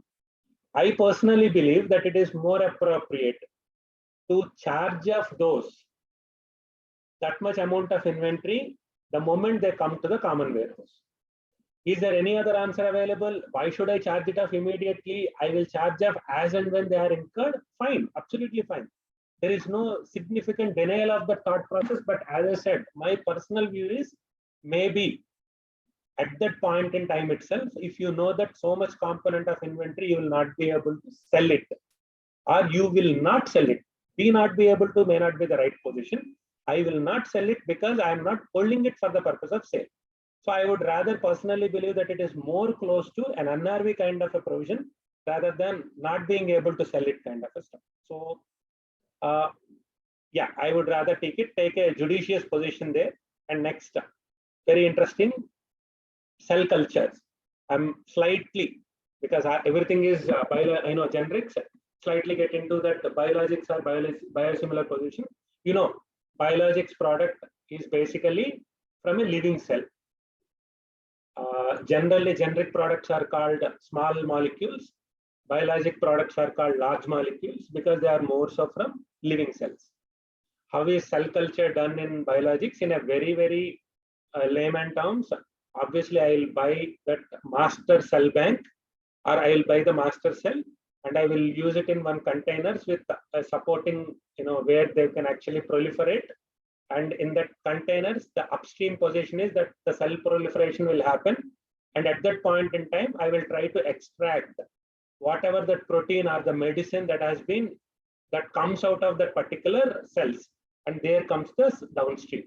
So basically, in a way, that's basically the bell curve of the cell culture. So it's an upstream where the proliferation of the cell happens. And after that, it's the downstream. I will rupture the cells and I will take out the component medicine. Say, for example, insulin. I will take out the insulin from pancreas and then I will try to proliferate. And I'll proliferate at a big number or a quantity, and there I will actually extract it. Finally, you will get that insulin for the purpose of diabetic patients. So what happens, or what is the accounting treatment for all these cells that are getting proliferated in this particular containers? Is it inventory? Is it livestock? Livestock under Ind AS 41 is any living plant or living animal. Cell, although it is the basic of life, IAS 41 tends to exclude it, and cell culture predominantly falls under Ind AS 2, and your proliferated cell and your entire cell culture component in your containers qualifies for drug substance, and it is part of inventory. Okay, so that's how normally an inventory and types of inventory and all these things would work out, so to say, in a glimpse of in a pharmaceutical industry. Now, coming to pre-launch inventory. Going back to the same, CFO is worried. So they now successfully completed phase 3. They applied for filing. Now, before obtaining the approval, what do you exactly mean by pre-launch inventory? See, my next 5 minutes or 10 minutes of discussion on pre-launch inventory might raise certain eyebrows and might hurt certain emotions of the people, but I will reserve that disclaimer because the accounting as it stands looks to be very harsh. Okay, if you read the literature or whatever it is, it has some decent amount of work that needs to be carried out. If at all you want to take a particular stance on this particular category of item. Pre-launch inventories, the product is up for filing. I'm yet to receive the approval, but as I said, what are the stakes involved in a pharmaceutical industry as far as 4 months or 3 months or months of time is concerned. I've seen people buying millions and millions of dollars for buying time. That means obviously I will have to keep myself ready for the launch of the product as soon as the approval comes. So I will keep certain inventory ready. What happens to the inventory that is kept ready by the entity before the regulatory approval that has been received by the entity for that product? That means I right now don't have the approval for the product. If you are walking down as an auditor, you'll see some sort of inventory that is lying in one particular space ready for launch. But do we have an approval today? Now I don't have the approval. That is the position. Now what will be the accounting treatment? Before explaining what is the accounting treatment, I will now try to give you what has been the practice in some of the companies and what is the guidance by one of the big four entities basically. So consider this example. We Limited has an asthma drug in development. Management has determined that the drug has not yet met the criteria for 57, and hence obviously management has charged it off. And look at the last 2 lines of that particular paragraph. We takes the risk of building inventories. I repeat, we takes the risk of building inventories of the finished product in order to facilitate immediate launch after the regulatory approval. The inventory has no alternative use. Predominantly in pharmaceutical industry, the inventory will not have any alternative use. So that's a point to an extent can be taken. The inventory building begins with small production runs prior to final regulatory approval, and it continues at a much bigger scale after the approval. This example is from PwC's manual of issues and solutions in pharmaceutical industry IFRS guide. See the answer. Might sound little harsher. Then we will go to next slide. Inventory manufactured prior to this approval is immediately provided for and written down to 0. Is it inventory held for sale? Absolutely. But is it inventory because you haven't yet gotten the regulatory approval? Look at para 57 of Ind AS 38. When he said technical feasibility is something that hasn't yet been achieved by you unless and until you got the approval of the product. If you can't basically capitalize the value of the intangible, one argument is that why would you be able to capitalize the inventory when intangible itself is not being able to be capitalized? So one thought process, predominantly a harsher position, is inventory manufactured prior to launch is written down to 0. What does it mean? That means after the product obtains the approval of the regulator, the product can be reinstated back on the balance sheet. Looks absolutely funny, right? That means I will manufacture some crores of inventory, charge it off to COGS, and when once I obtain the product, inventory account debit to COGS account. That's the entry that I will pass. Is it so? Are there any companies that are doing like that? Let's see. As I said, I will predominantly consider the examples of international counterparts so that you can have a wider range of examples. See, the excerpts that I have given here are from GSK's annual report and from Sanofi's annual report. And after that, I will show you even Novartis annual report as well. Annual report for an IFRS complaint is in the form of Form 20F. So I have given the page number as well. See what has been colored. Before that point, a provision is made against the carrying value to its recoverable amount, which is 0. And then the provision is then reversed at the point when a high probability of regulatory approval is determined. That means GSK charges off all the pre-launch inventory that has been kept ready to 0 or to its lowest recoverable. Recoverable amount, you can consider it as 0 because when once you don't get the approval, you will not be able to sell it even for as a scrap also you will not be able to sell it. You have to incinerate it basically, if at all you want to dispose it of. So obviously it will be written down to 0 and again reinstated back to inventory. Surprising. See from Sanofi's annual report, during the launch phase of the new product, any inventories of the product are written down to 0 pending regulatory approval other than specific circumstances. Last line, the written down is reversed once it becomes highly probable that the marketing approval will be obtained. These are the excerpts from accounting policy section of these two innovator companies. Now look at Novartis annual report. Very clearly he writes it even in the inventory schedule also. What has been highlighted in the square on the right side is inventory provisions 633. The amount is in millions. 573 for 21 and 2020 702. Imagine $500 million of inventory has been written down and it has been reversed. You know what are the reversals? Reversals are nothing but reinstatements back after the approval has been obtained. That means almost all the three major pharmaceutical companies in the world tend to take a stance that pre-launch inventory is basically not, cannot be, or they take a stance that it is not capitalized. But we can understand that it is from an innovator point of view. But is it so even from a generic point of view? May not be that stringent. That's the reason why, if you read, that's why I'm giving you an excerpt for harsh position that has been ever followed by the companies. That's why I'm also giving you the guidance from PwC where it said pre-launched inventory is tough to be put on balance sheet. 2022 US Life Sciences Guide by Deloitte tends to give a solution. In fact, it gives you a solution for, say, for example, a branded product or for an injectable or for a generic product. So it says, boss, don't take, you can consider a little leveraged position provided you have certain demonstrations and documentations that are with you. The entity has a proper prior history of approvals for similar products. Why am I manufacturing? Because I have some successful history of going for successful launches. That means 70–80% of my filings will generally end up in approvals. Estimated timing of obtaining regulatory approvals. Generally, what is the time frame that you would take?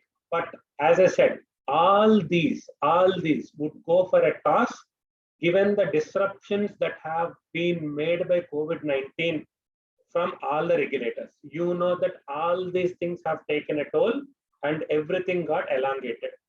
At that point in time, be it inventory, be it intangible asset, be it PPE, be it dedicated blocks or products waiting for approval, please do have a relook at their ability to still continue as an asset on the balance sheet. I'm not saying they will get impaired.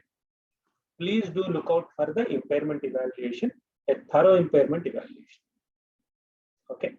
So the relief point or perspective is that, okay, it's not that somebody has to take a harsh stance as it has been taken by innovators. Of course, innovator product, once it is not approved, obviously it does not have any value when it comes to inventory if it is going to take some more time.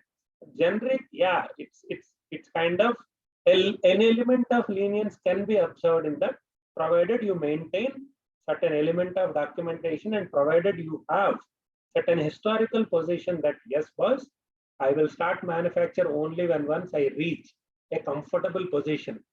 And also, I am a guy who has reached this to a comfortable position when once I, because of my credible history in the past. I am damn good at, say, for example, our Bharat Biotech or for that matter, Serum Institute, very good at making injectables.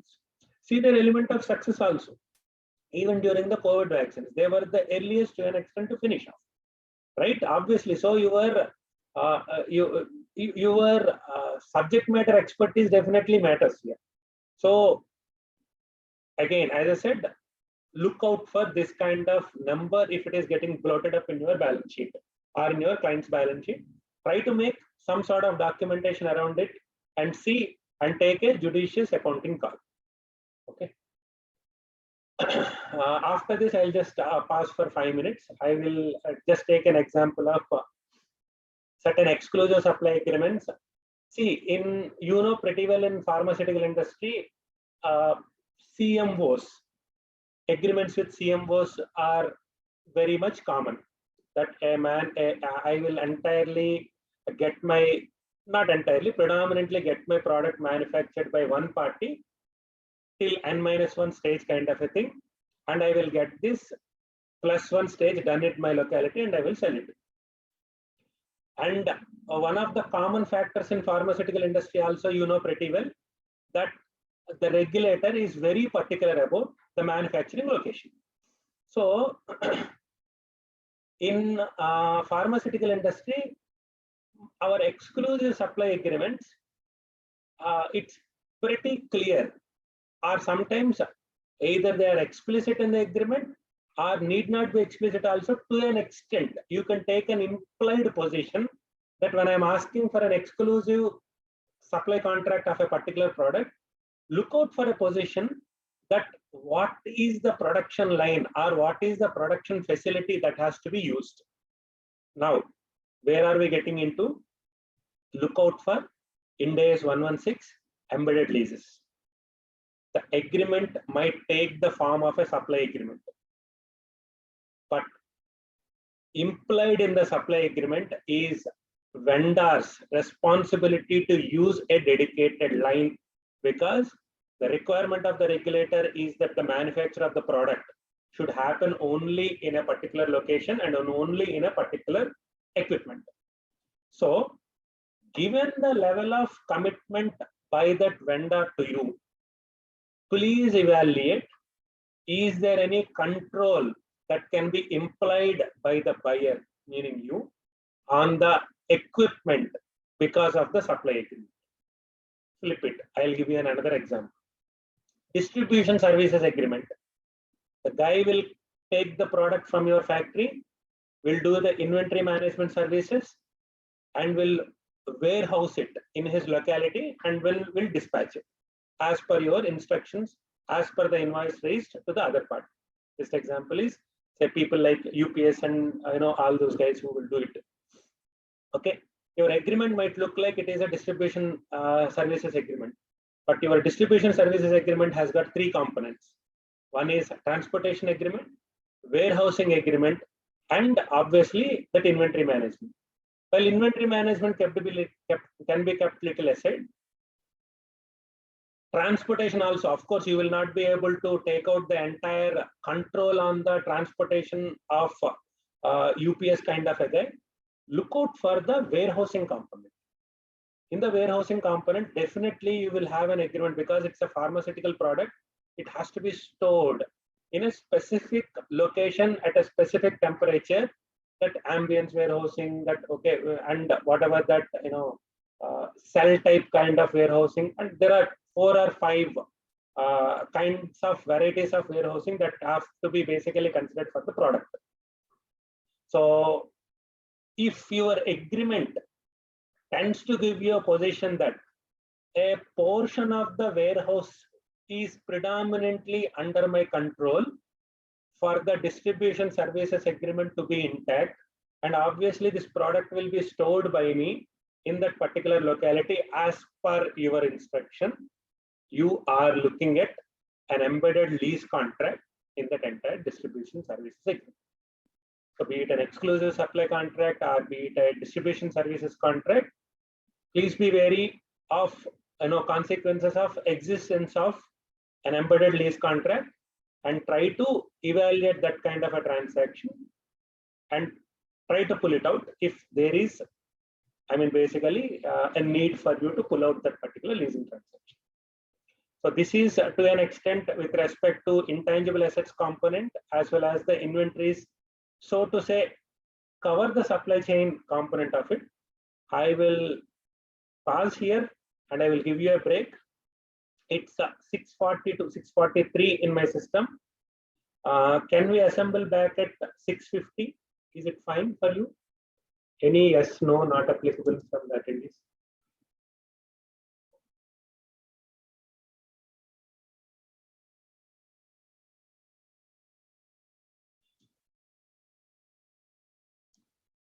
If chat is disabled, probably if you can voice out.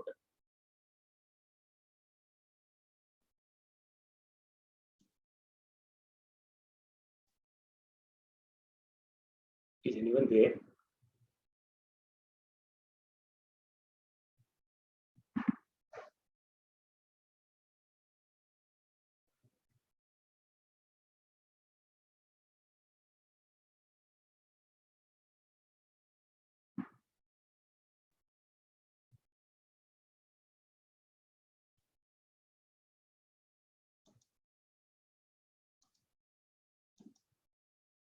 Yeah.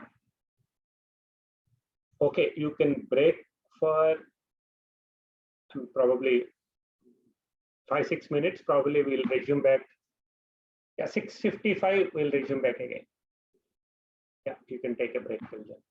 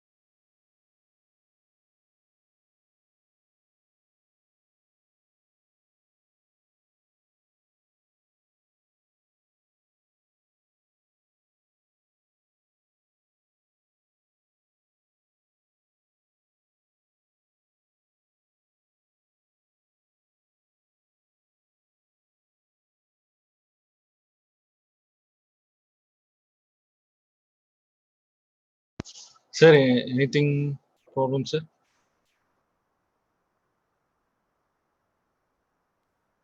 No, I just gave them break for 5 minutes. Hello. Just a minute, sir. Just a minute.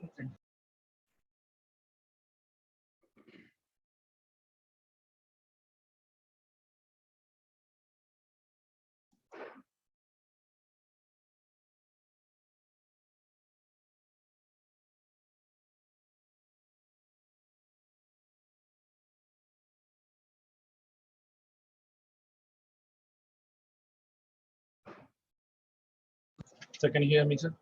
I can hear you pretty well. Okay. Anything problem, sir? No, it's not a problem. I just paused for 5 minutes so that I can give the break. Oh, okay, sir. Sorry.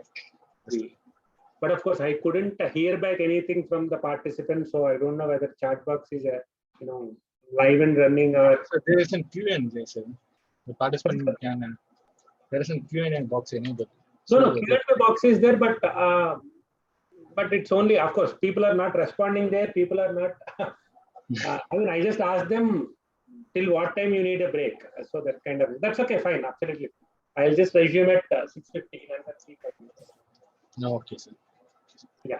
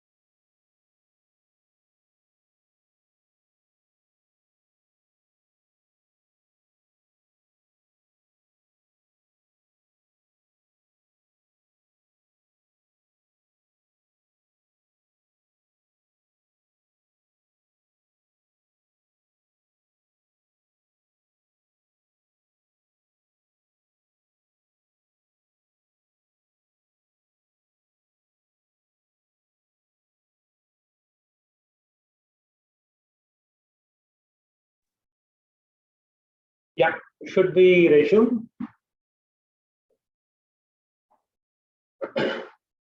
Any possibility of any response from any of the attendees? If you are there, if you are still there, I would say.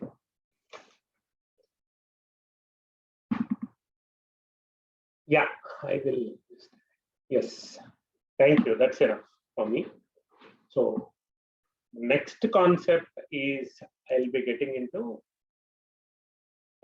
funding matters. Okay. Be with me on this concept because this is one of the, I would rather say, very interesting concepts where personally in my career, I don't know, personally, I would say professionally in my career, these kind of, this is the transaction, still it is a hard nut for me to crack kind of stuff. Means professionally, I struggled a lot to find an accounting answer for a funding solution. Means I'll explain, I'll unfold, basically, not unfold in the sense, I'll explain the various scenarios and transactions, and you will see how basically the accounting standard to an extent has its positions, and it would be to an extent difficult for somebody to crack. Before that, let's get into, I mean, slightly a breather kind of a stuff. Consider the following example before getting actually into the funding component. NTTP has obtained a loan from Q to finance the late stage development of a drug to treat cancer. Peace management has determined that the criteria for capitalization are met after filing the regulatory approval, because it's confident that the approval will be received. P capitalizes the borrowing costs on qualifying assets as required by Ind AS 20. A small question here. Is Ind AS 23, does Ind AS 23 allow, or does Ind AS 23 cover intangible assets as part of its scope? Just a second, there is one. Do we apply the regular lease Ind AS for this type of a contract? Which contract you are saying? The previous supply chain positions? Yes, it is the normal regular lease Ind AS position only. You need to identify what is the lease component.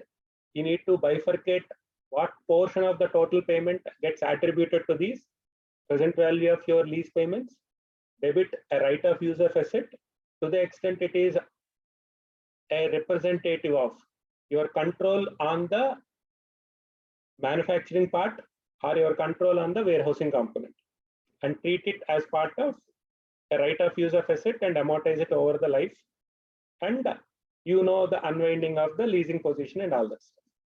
As I said, for the given the paucity of time, I will consider all your questions at the end. So of course, this one I have explained because I thought there is a problem again with respect to visibility or audio of that particular stuff. Now coming back, is does Ind AS 23 include intangible assets as part of their qualifying assets? I mean, initially our answers, I mean, we will be little skeptical because never in our books or examples or in our exams or wherever it is, we encountered a position that a qualifying asset was ever given as an example of an intangible asset, right? So answer is Ind AS 23 doesn't distinguish between tangibility and intangibility. Even a product for development purposes qualifies very well within the definition of qualifying asset. So if you have bought any asset which requires a substantial period of time for you to develop, now that definitely is a qualifying asset. Now, what should happen to the interest component with respect to the product that is under the development stage and where the development costs are charged off? When the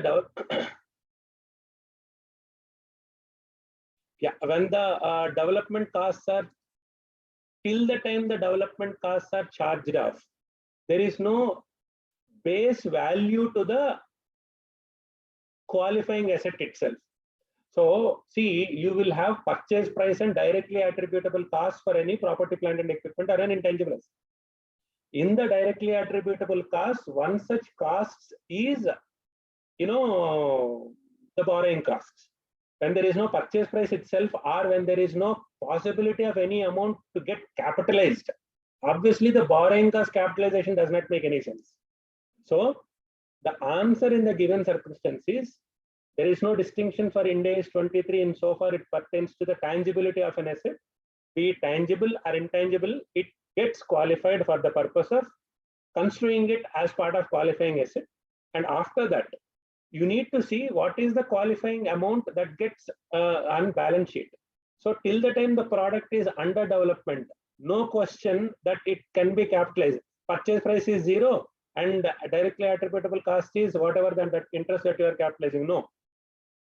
Once it has met the criteria of para 57 and some value can be put on balance sheet as the cost of the asset towards development charges, only then you can think of capitalizing the interest borrowing cost. At the same point in time, the moment you come into borrowing cost, the finance, the forex fluctuations, to the extent they are representative of the interest cost or proxy to the interest cost, can also be capitalized. Practically, I have seen it, I have done it. So intangible asset of some $1 million of work plus interest capitalization is very much possible. So this is just to give you an additional insight that don't get into a blinker kind of a position, horse with a blinker kind of a position, that property, plant and equipment is the only thing that gets qualified for Ind AS 23 or capitalization of borrowing. It's equally applicable even for an intangible asset. Now we'll get into the hardcore concept of R&D funding. You must have understood the level of money that is involved, the value proposition that is involved in pharmaceutical industry. And of course, knowing that you guys are from pharma industry, obviously you will know very well these numbers. How would they basically alter the position? So of late, the biggest ask of the industry when it comes to development of a pharmaceutical product is there any possibility for me to get credit to the R&D? Obviously, capitalization of R&D, you are cutting it down. So second thought is, obviously people have to think, is there any possibility for me to get into an R&D credit position ever? Obviously, that's a fair ask from the management's point of view, because basically the balance sheet and P&L are bleeding in terms of whatever the money that is being infused in terms of development of the product. So generally, the funding arrangements in pharmaceutical industry are two ways. Basically, it can be categorized into two things. Collaborative arrangements with other pharmaceutical companies. You won't find much nuances or difficulties if your other partner is a pharmaceutical company. I'll come to it at the end of the session. So as of now, you need not bother about, or currently, I am not taking up the matter of collaborative arrangement with another pharmaceutical company. But the most interesting component is agreement with a passive third-party investors. So go back to the position where the CFO worries slide is there. It has reached the phase 3 position. Now to fund the phase 3 cost of 100 crores, somebody has, the company has entered into a agreement with VC, venture capitalist, that you will fund my entire, phase 3 trials by paying me some 100 crores or 200 crores of money, or whatever may be the amount.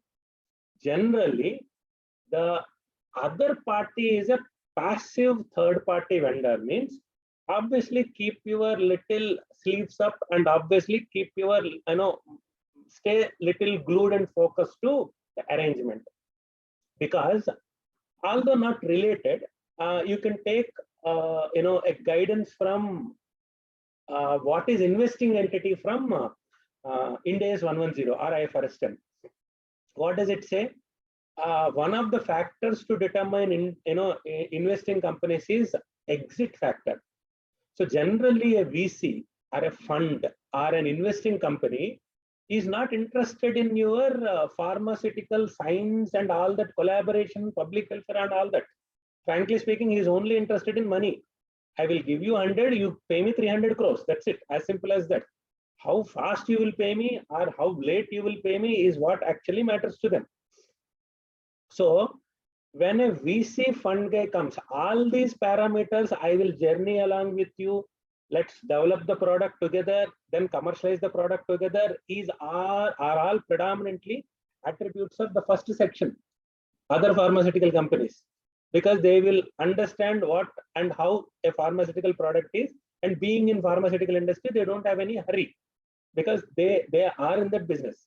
But these passive third-party investors are not in that business. So the moment you see any funding arrangement with other than pharmaceutical industry, please be little more focused and try to observe, are there any exits available? What do you mean by exit available? That means he will typically these arrangements would be the passive third-party investor is a banker or a VC fund or any other investing company. He will have certain oversight capability of a pharmaceutical product, but he is not actually a pharmaceutical manufacturing guy. Then obviously you have to raise your eyebrows. Then what sort of benefits that he is taking? He is giving me 100 crores. Absolutely not even a single penny is payable back if the product is failure, but you have to pay him 150 crores or 200 crores or 300 crores once the product gets approval. Or you will have an obligation to buy back the intellectual property that was initially transferred at 3 times the value or whatever it is. So you can make out economically they are trying to have an exit out of this particular business. When I said exit, it need not be cutting down all the loose ends. It can be continuing with that company for some sales-based royalties, but you can evidently see some money is coming and some money is going out in the form of certain payments made as a success-based payments that are being made to these parties. So take that particular hint and see, is that guy properly a collaborating partner, or is he predominantly behaving like a funding partner? If he behaves like a funding partner, what are the accounting consequences? Really, the concept is beautiful. In fact, number of times I failed in trying to get an accounting answer. Yeah, the number of instances the company tried where I basically have worked previously, I couldn't get an accounting answer because the accounting position is so harsh. At least I felt it was a little harsh that it's very difficult to break it. I'll explain with an example and of course from whatever that we have slides and what sort of requirements that particular standard has. Consider this example. T Pharma is developing a pharmaceutical compound X, which has successfully passed through phase 2 clinical trials. R Ventures offers to fund for T phase 3 clinical trials, clinical studies and all registration costs. So T is the initial owner of the product X and R is coming in to fund the subsequent development. What are the consideration points for whatever it is? T has an obligation to see what happens. The study results and the documentation will be property of R. That means the VC will take the final rights with respect to the outcome for what he is financing. What happens at the end when once he gets the approval? He has an obligation to acquire the studies and documentation if compound X achieves the regulatory approval. T will pay a milestone on regulatory approval equal to 150% of estimated total development cost. If it is 100 crores, 150 crores. If it is say 200 crores, 300 crores basically. See the likely exit that he wants to get. I paid you X amount of money, now I want 1.5x. He will also pay a 5% royalty on sales for 5 years.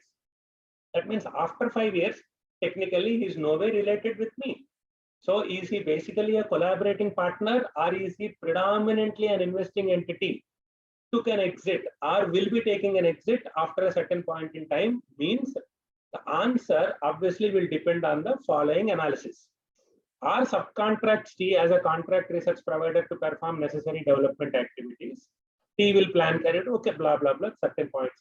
Now, we have a situation in our hands where T initially, for the money that is going to be received for the subsequent phase 3 trials, in a way, is giving away my intellectual property on the compound that so far has been developed, right? Why am I saying that he is transferring it? Because he clearly mentioned the study results and the documentation will be property of R. That means as and when I develop any intellectual property during the phase 3, obviously it is now getting into the VC hands. I will have to buy it back. Now, one out-of-box thinking.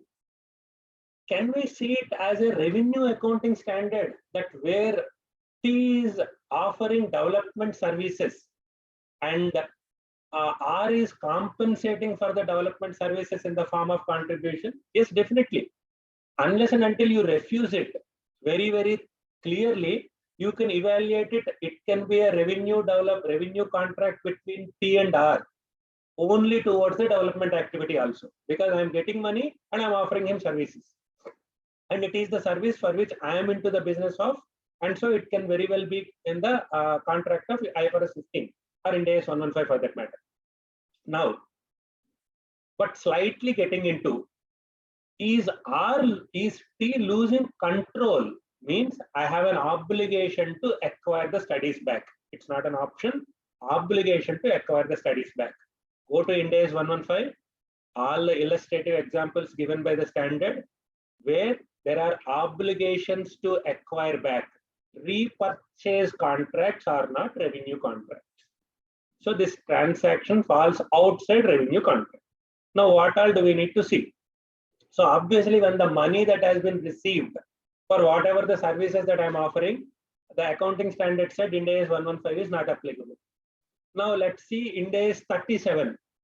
How do I need to make the payment? Let's assume that I have received 100 crores. Let's see the contract. I need not pay a single penny. I have to pay money only when once I get the approval. The outcome of which is not known. It's not in my control. It's not in his control also. So 150% of payment, 150 crores, is contingent liability. Kind of, right? To an extent, if one were to see IAS 37, it appears that it is a contingent liability. Also, 5% royalty on sales, where the activity is yet to happen. Obviously, it is a kind of contingent liability. But is IAS 37 right accounting standard to go? IAS 37 talks about the liabilities that will arise because of a transaction, not because you have taken some money and where the payment is contingent. So the most appropriate accounting standard to look up to is Ind AS 32. Specific paragraphs, paragraph 19, 20, 25. What am I trying to explain here? Be with me to an extent little carefully and listen to me little carefully. Here, T Pharma has taken some money from R and it offers certain development activities. Outcome can be contingent. You know, IAS 32 defines financial liability as contractual obligation to pay cash or issue shares of the company, which are, say, for example, variable in nature. And then terms of the contract are not, favorable to the company. This is a normal definition of liability. But that liability definition has got one more addition in the form of para 19, para 20, and para 25.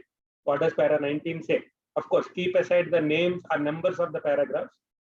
It says, in addition to the definition of financial liability, if the company does not have an unconditional right to avoid payment. I repeat, if the company does not have an unconditional right to avoid payment, no conditions attached, I can just get up and walk off from the agreement. Nobody can question me why you won't pay or you can't pay or you will not pay. Unconditional right to avoid payment. If the company does not have in any contract an unconditional right to avoid payment, that instrument is a financial right. Here in this case, T does not have any unconditional right to avoid payments. It's conditional. Why do I say conditional? It is conditional on the success or failure of the product. So if it is failure, I need not pay. If it is successful, I have an obligation to buy the property and then pay 150%. So my payment or non-payment is not unconditional, but rather it is conditional. So it clearly fits in the definition of financial liability. Now, what happens to slightly tweak the example? There is no 150% payment. Entire money is payable in the form of 25% of royalty for another 20 years. Now you can say, no, there is no upfront amount payable, but it is only sales. Now there are two conditions attached. One is successful completion of the product and commercialization, and there has to be some success to the commercialization, and only then probably it will bloat up to the level of 100 crores and I will pay. What did I use? It is still conditional upon, or there are two more conditions. Whatever may be the probability of success, these are conditional relaxations. Means the company does not have unconditional right to avoid payments. Para 25 of Ind AS 32 talks about repayment based on contingent provisions is also a financial liability. See, paragraph by paragraph, it opens up that financial liability section and starts including. If you don't have an obligation, if you don't have a right, include the liability. You are not paying cash. See, what is financial instrument accounting standard?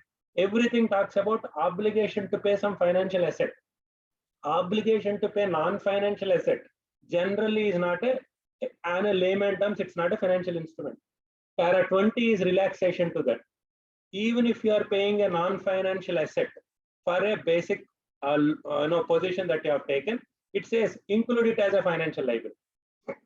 So your 150% need not be what you are giving in the form of cash. It can be a non-financial asset, even then it is a financial liability. See, I may be wrong in using the word, how it opens the fangs up. I might be very shrewd in terms of using the word fangs, but see how it opens up in terms of definition when it comes to financial liability. It plain vanilla gave you a contractual obligation to pay cash. Then it said, if you don't have unconditional right to avoid payment, it's a liability. If you are paying non-financial asset, it's a liability. If you are not paying anything, but you will pay only based on your success in future, it's a liability. Come on. Now, the transaction is not part of Ind AS 115. Now the transaction is obviously I took some money and these unconditional rights do not stay with me, meaning what? The money that is received is a liability in the books of account. So don't even think of R&D credit. You might think that this amount is intact, paid for the past R&D cost or the future R&D cost that is going to be incurred. You might write it in the agreement also. That this money that is received is for funding the development costs previously incurred and will be incurred in future. Your answer is going to be the money that is received is financial liability, recognized at fair value on day one and amortized cost subsequently, period, in this given case. Now, how do I unwind? Initially, I will start the fair value. Fair value Ind AS 113, para 47. If the value is at least the minimum that has to be paid, it has to start, the starting point has to be the value that is received. So at least I will start with 100 crores. As and when the value unfolds, I might have to unwind it. Say, for example, after that, I got the clarity that now I will get the approval. Means your number has to move to 150 crores. What will I do with that 50? It's nothing but your finance cost. If it is 150 crores or if it is 200 crores, where you have to pay 150%, 300 crores. Your interest is 300. For the completed period, take the chunk. Okay, I kept 100 crores and the project was a failure. I will not get a single penny. You will not be surprised. The answer is de-recognition of financial liability under Ind AS 109. 100 crores will be de-recognized as a single line income from de-recognition of financial liability. It's your income then, not credit to R&D. Okay. So look out for who your partner is first. Generally, there is a sense of relaxation if your other partner is a pharmaceutical company. The moment other partner is a pharmaceutical company, you don't generally take this. I'm not saying that this kind of an analysis should not be carried out, but more appropriate, or maybe a possible answer could be, you might still have to go to Ind AS 111 joint arrangements, where there is a control, relevant activities, who takes the, or what are the unanimous decision making powers, because 111 stipulates existence of unanimity of the decision making. What is implied, what is explicit unanimity, all those you might have to consider. It's more appropriate because both have meat in the game, basically. So they have some muscle in the game. Where they don't have, where the VC is there, and a position is more or less akin to somebody taking an exit, you can't take that Ind AS 111 route. Obviously, that's clearly ruled out. Why? Ind AS 111, Ind AS 110, in that set of standards, in their scope paragraphs, you see the first point. This standard is not applicable for financial instruments standard, where the transactions are applicable. So the moment you say that it is Ind AS 32 that comes into picture, you are, to an extent, a golden shake hand with a liability. Slightly, introduce, these are the, basically the paragraphs are given for reference, you can take it. This is where, in a way, another example I just wanted to put it. Of course, it's the same thing. In fact, it's now I will slightly get into extension of the example. This all happened in company T. Now, what happens if company T and R incorporate a new company? Right? That is nothing but the example or the previous slide which I have skipped. Now, what happens if the new company is incorporated, where T outlicenses the compound and R funds the money? Go back to Ind AS 110. Who consolidates? Who controls? Who has an exposure to variability? Relevant activities. Can VC dictate the relevant activities of a pharmaceutical product? You go to Ind AS 110. Under, where there is a clear guidance. Matters of expertise needed in terms of controlling an entity, right? Structured entities. These are structured entities for the purpose of developing a particular product. Who has the subject matter expertise? VC? No, obviously it's the company. So on the relevant activities, which company will be more alluded towards getting a conclusion that you will be controlling this particular, particular entity? Predominantly, it will be T. So even though you incorporate a new entity, because it is with VC, the fact that you have the subject matter expert, you will tend to consolidate. I will go back, it went back to previous position.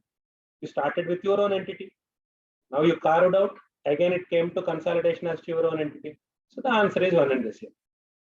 Beauty is, what if the contribution made by the other party is in the form of equity? Do I take the non-controlling interest position and all that? Here, please do listen to me carefully. You might get little surprised that other entity might have infused money in the form of equity to the third party entity, right? You created take an example that you created an entity, you outlicensed the product, that guy gave you the money, that guy subscribed to the equity using 100 crores. Now the money is the equity value. Now, what am I talking about? Financial liability, financial liability, financial liability. How come an equity instrument can be a financial liability? Is it possible? Answer is yes. Because the so-called equity instrument, it doesn't rank pari passu with other subordinated debt holders considered as the equity instruments under Ind AS 32. Why? This guy has certain extra rights in the form of imposing obligations to get that 150%. That 150% payment and 5% of sales are not available to other shareholders. So the equity instrument holder and this equity instrument holder do not rank pari passu. So this instrument holder is a financial liability. Interesting, right? You might think that basically I'm subscribing to the equity. No. So that means that guy, while one answer is okay, he might be NCI, I will still get that credit, NCI component will be taken off. No. He'll not be NCI, he'll be financial liability, even though he subscribes to the equity of the share capital. Takes time, it will take some time for you to gulp and digest, but that's okay. Now, what if the other party is a government? Go to Ind AS 20, as far as my memory goes, para 10A, where the loan is granted below the market rate. Why that provision is available? Because here the repayment is not there. Interest component is not there. And repayment to the government is only when once a particular condition is satisfied. See the position under 10A, it says it is a financial liability. Done internally within your organization, outside your organization, in the form of equity by the government, your objective of R&D credit couldn't be achieved with this kind of position. So it's kind of little thoroughly inextricably linked position. Now, how are companies coping with this kind of R&D funding arrangements? To an extent, the funding partners are changing. Say the same position if it's done by Pfizer or your GSK or your Novartis, you won't end up with this much amount of complications. But if Pfizer is behaving like an exit, behaving like a asking for an exit, which generally they will not do. Generally, because they are part and parcel of the business, obviously they'll continue. If that is the case, then obviously you will have. That's the reason why. May not be a tough position if the collaborating partner is a pharmaceutical company, but if your collaborating partner or if your funding arrangement is with anybody other than pharmaceutical company, where you technically have to say that that guy is a fund or that guy is a VC or that guy is an investment company, then you are squarely within the framework of Ind AS 32. Be absolutely clear about what you are looking at and what you are driving. Okay, with this I will move to very small component. This is not just only a, I would rather say, only for a breather kind of a thing, I would say. We know that in 2021 or late 2020, we have the definition for, business combination got changed. That if it is substantially a single asset company, that means where the consideration paid substantially is towards the cost of one asset or one type of similar asset, it's no more a business combination. Just to give you an example, during the COVID times, you might have seen Moderna company in US releasing a vaccine. You know how many products Moderna have? Moderna has only one product, which is nothing but COVID-19 vaccine. It has got in its pipeline 44 or 30 plus products in the pipeline for development, but a commercialized product only one. Apart from investment from the, I think US president has some investment there, the then president. But Donald Trump has some investment there. Apart from that, mRNA-3 vaccine, it doesn't have anything else. Keeping aside the pipeline, if somebody were to acquire Moderna, it is a single product company. So to say, it might appear that I acquired the entire equity, but the entire equity predominantly is paid for one product. So one intangible asset. Then you can obviate the entire hassles of Ind AS 103 is what basically the objective I wanted to cover in this kind of stuff. I mean, that probably you can, that's anyways is given in the accounting standard itself. So there is nothing much to This particular slide, I'll just, not very great or something of that sort. Given the paucity of time, I'll just skip through. And now I'll go to the last concept, basically the revenue. We know that the revenue accounting standard has been significantly updated or upgraded from the so-called Ind AS 18 position or the so-called, forget about AS9 and to Ind AS 115 is leaps apart. That's okay. Especially, we know that additional guidance has been given for licenses, multiple deliverables, and obviously when it comes to variable consideration and constraint about variable consideration. I'll explain the whole stuff. Okay, first let me explain this one particular position. See, medical devices are little different from pharmaceutical products. Just a second.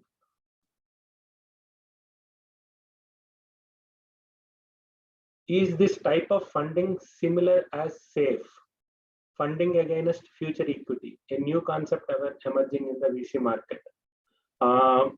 Extremely sorry, sir. As of now, I don't know about what exactly is that.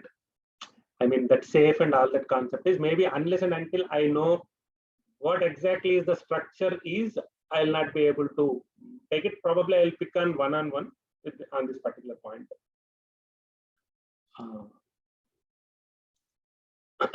So medical devices basically say forget about whether it is medical devices or a pharmaceutical product or is it whatever it is.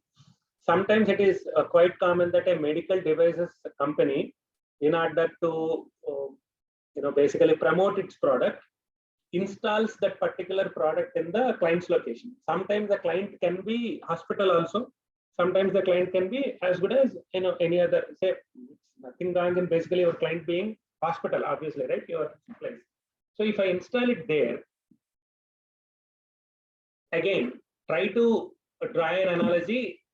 Is there any Ind AS 116 coming into picture? Kind of stuff. So is it leased out? And hence I'm drawing the revenue, or is it something, an equipment where I have transferred the control and hence drawing the revenue? So be little wary of that kind of a provision. That's what I just wanted to bring in here. Yeah, now another interesting concept. During the COVID times only, I have seen stockpile programs. I'll just give you a small brief of stockpile programs that so-called that happens generally. In United States, there is something called a government stockpile program. It's run for certain specified diseases only 3 or 4. If you enter into a contract with the government of United States, obviously you will have to keep the product ready and make it available for that program. So it's not available for public consumption. What happens? Simple logic, simple principle, bill and hold. So I held this product at your request for the specific program. I'm ready to deliver it. You just ask me to deliver it to the position what I am planning to, or where you want me to deliver basically. Taking the cue from it, I have seen certain interesting transactions during the COVID time. Certain governments or certain not-for-profit organizations of certain countries requested many pharmaceutical companies in India, why don't you please come up into an agreement with us, especially for COVID vaccines, or you call it COVID medicines only. Let's manufacture the medicine and sell it to underprivileged countries and those people where the prevalence of COVID is very high. Okay, so you will enter into a contract. The time period will be very large, say for example 1.5 to 2 years, and you might enter into a quantum based position. That means 5 million or 10 million medicines. Under this program, you have to sell it as per their requirement, as per the agreement to the countries or to the organizations they asked for. And you have to endeavor to liquidate the stock to the extent possible. And at the end of the period, they will see what is the unsold stock and they will give you the price protection. In such circumstances, what do you need to do? Look out, if it is something like bill and hold, then apply the principles of bill and hold. But in the latest position, whatever I have explained, that it works for 1.5 years, where you will have to sell the product as per the so-and-so requirement of that NGO. Look out for performance obligations. When that performance obligation gets over, and when that money technically comes to you as a price protection to you at the end. In the at least the position so far I have seen, it's not that easy to say that you will be able to recognize any revenue unless and until the term period is over, because you have certain obligations and responsibilities. So it's not exactly the so-called stockpile program of the United States, but of course I have seen to an extent various NGOs tying up with the companies, even funding them for development activities, and then picking up the product and obviously picking, asking them to distribute it in the underprivileged countries and where the possibility of this particular stuff is there, predominantly to I beg your pardon to say some of the countries in Africa and third world countries kind of a stuff. So I'm sorry to say that kind of a stuff, but yeah, they have taken up that kind of an initiative. So when they do so, obviously try to look out for what are the performance obligations and when they will get over. Not a straightforward answer. So you have to have that when the right of entitlement gets established and all that. So please be wary of these kind of pointers and then decide. To some, straight away bill and hold might be applicable. And at the same point in time, NGOs, revenue contract versus collaboration arrangement, be little wary of that stuff. Yeah. A typical out licensing agreement in a pharmaceutical company, how does it work out? Let's take this example. I'll stick on this example only. I will analyze only this example and explain to you whatever that I wanted to explain. And after that, probably, I think with this slide, I will probably, by explaining this position, I will just, maybe I would rather, I don't think so that I have anything else more. So obviously, this will be a concluding position. A basic example of a multiple deliverable contract. Go back to the same, position of where CFO gets worried. That last point, now that product is damn successful, company A entered into an agreement with company B to out-license the compound. What is the value for which he has out-licensed? He has out-licensed, not this example what I have given to you. Let's go back to, let's take the example of, okay, fine. For ease of convenience, let me take this one. Company A entered into an agreement with company B to out-license the product B, which has successfully cleared the phase 2 trials. Company A will continue to undertake the phase 3 trials, maintain documentation, file the product, and obtain the approval. My responsibility still continues. Although I have out-licensed, I'll still be working with you, or I will still be working for you to deliver these components. Company B will commercialize the product worldwide upon approval.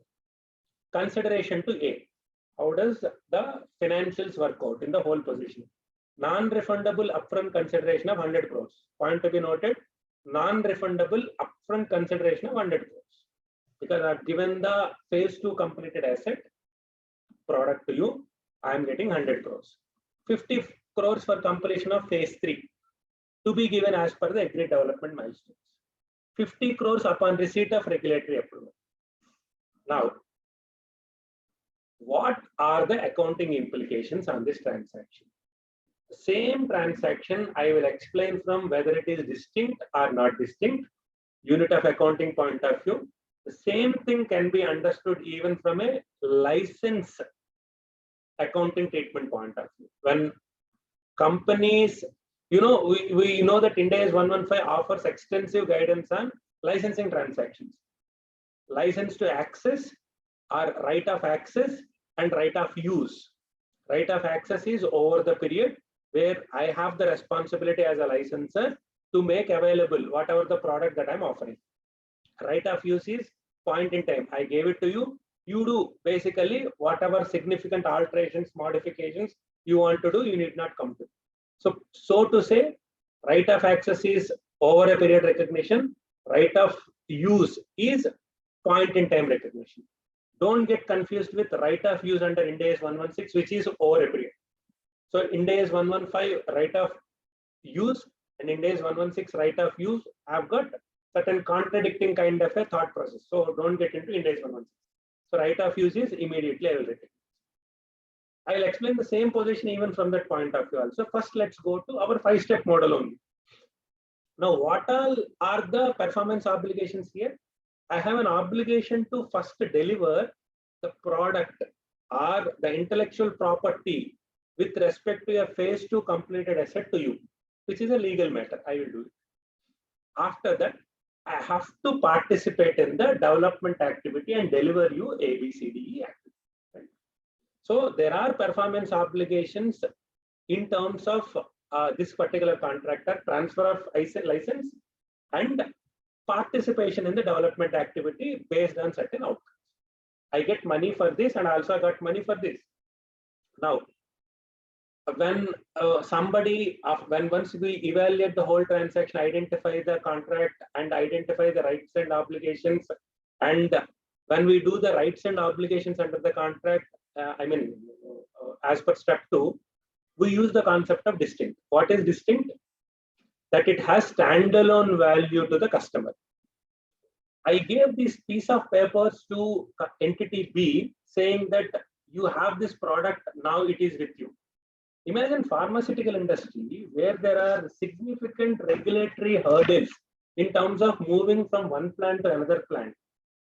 Okay, now considering these hurdles, will only be a piece of paper create any standalone value to me?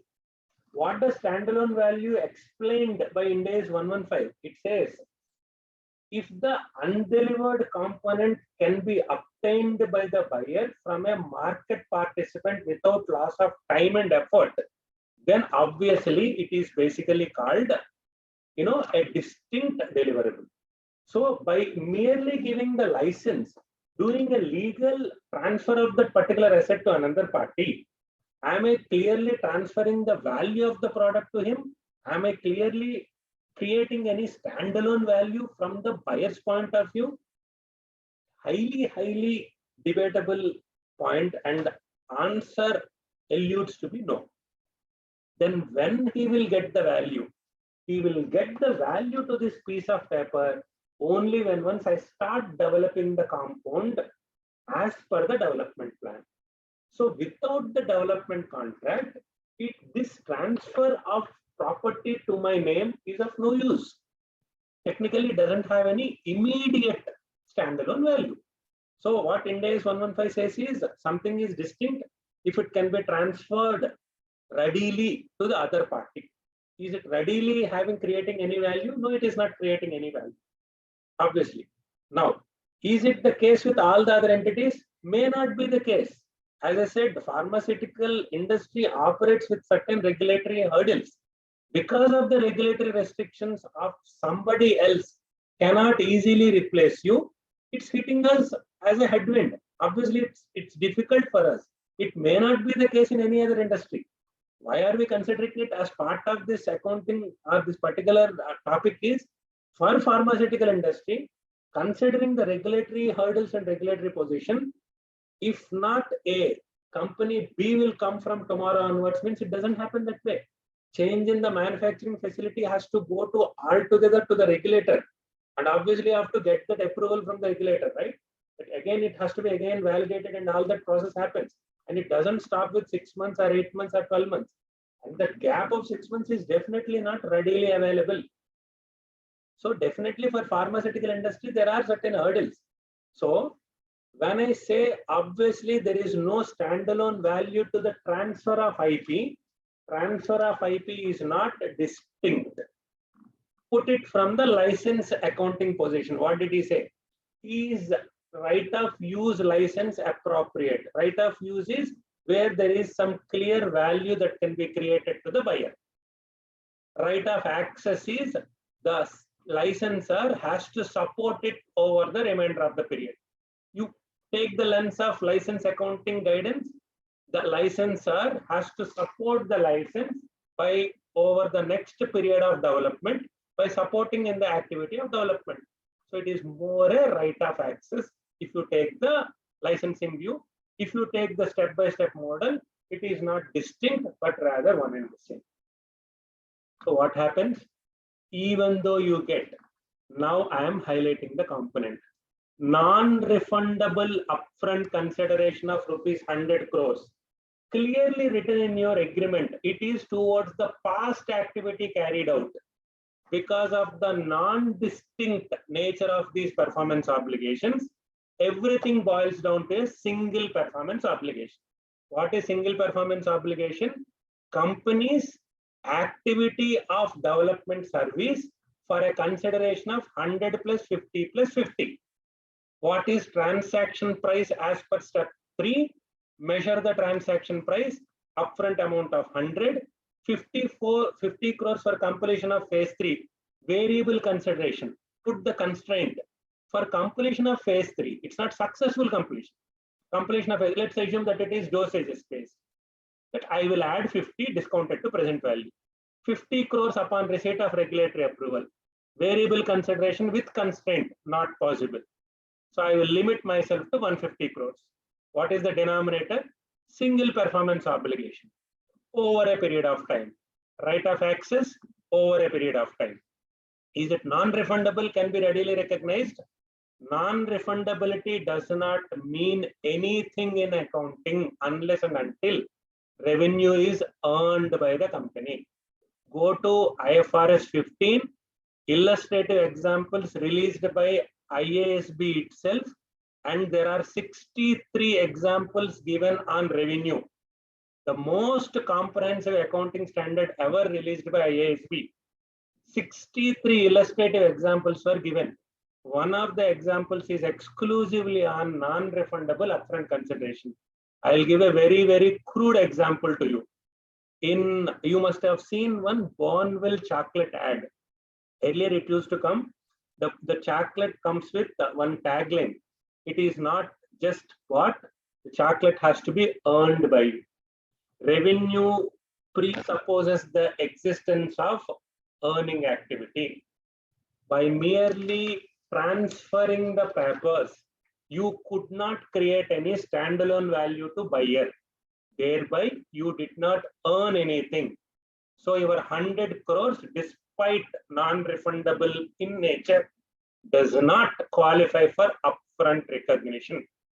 It has to be amortized over the remainder of the deliverable. That's how multiple deliverable contract, especially thing has to be looked into. Now, is it exclusive to development contracts and participation in development activity? Now, can I tweak this example as completed product?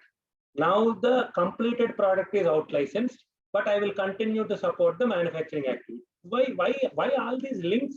As I said, pharmaceutical industry operates with restrictions. You can't just like that change the manufacturing location. So even though you out-license a completed product, the manufacturing activity has to continue with the same person, at least for some time. Now, that for some time, can it be a easily replaceable component? If the answer is yes, then it is something that can be considered as you have a right of use of license with you. Is it ever possible in pharmaceutical industry that for a completed product, definitely not for the under development product, now we are getting into the second example status, that for a completed product, can a manufacturing position be replaced by anybody? I think illustration 53B, matured product concept was bought by IASB. I have practically dealt with, trust me, in my professional career, and I have used that particular example and could get the transaction done as a revenue transaction.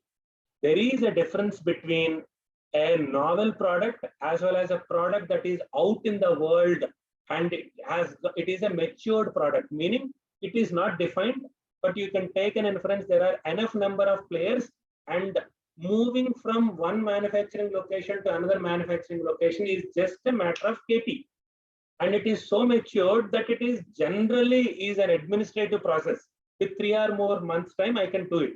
But is 3 or 4 months time readily available? Technically not readily available. But if it is a completed product, obviously I can pump in the inventory to the tune of 3 or 4 months. So the buyer can clearly during the 3 or 4 months time shift to another party because he has a ready inventory where they can have a seamless sale. I repeat, I think it is 53B or 56B. Go to illustrative examples where the standard setter himself acknowledges the fact that for a matured product in pharmaceutical industry, there is a possibility to argue that it is a right of use license. In US GAAP language, symbolic license is what is called as right of access. Functional license is what is called right of use license. It is functional from day one.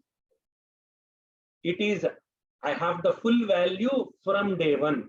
It is distinct because somebody else can replace me readily. The very fact that it is matured product. So I would rather say, when once you are looking at these kind of arrangements, be little, look out for the literature, examples and all that stuff, then probably you can have the position with you. Okay. I think I'm predominantly done with the stuff, because rest all, whatever that I have put in the slides is predominantly for contingent payments. As I said, in the given example itself, 150 crores may not be contingent because he is well versed with that particular activity. Another 50 crores is upon approval. And obviously, it is constraint. When you use that, there are 51 constraints under Ind AS 115. Obviously, it does not meet. It has to come back to a transaction prices base number itself. So now let's go back as to the same slide, whatever we have seen, as a recap position. Okay, company A bought a half-finished compound, para 25 of Ind AS 38, whatever may be the stage of development. If it is a separately acquired intangible asset, you have to put it on balance sheet. So there is no point here for CFO to worry. The accounting answer for this particular position is he has to put it on balance sheet. After spending 100 crores on subsequent development and successfully finishing the phase 2. Again, as we said, capitalization of development costs triggers only when once the entity demonstrates all the 6 factors. All the 6 factors. So 100 crores is a charge of to profit and loss account. Now, can he take any leverage to other markets? Yeah, as I said, leveraged markets, not highly regulated markets. Highly regulated, as we see it, predominantly US and UK, European zone, EMA, MHRA, US FDA. If I have to speak from regulatory point of view or regulators point of view, are considered highly regulated environments, basically. EMA, MHRA, and US FDA. Rest all can be considered as leveraged markets kind of. Third point, funding. Entire amount got credited to R&D. Absolute no. It is a liability, continues to be a liability on the balance sheet till the time an outcome is precisely known with respect to product development. Once it is out, in the sense if it cannot be done, it is basically a reversal of financial liability, de-recognition of financial liability to income. Even then, it is not credit to R&D costs.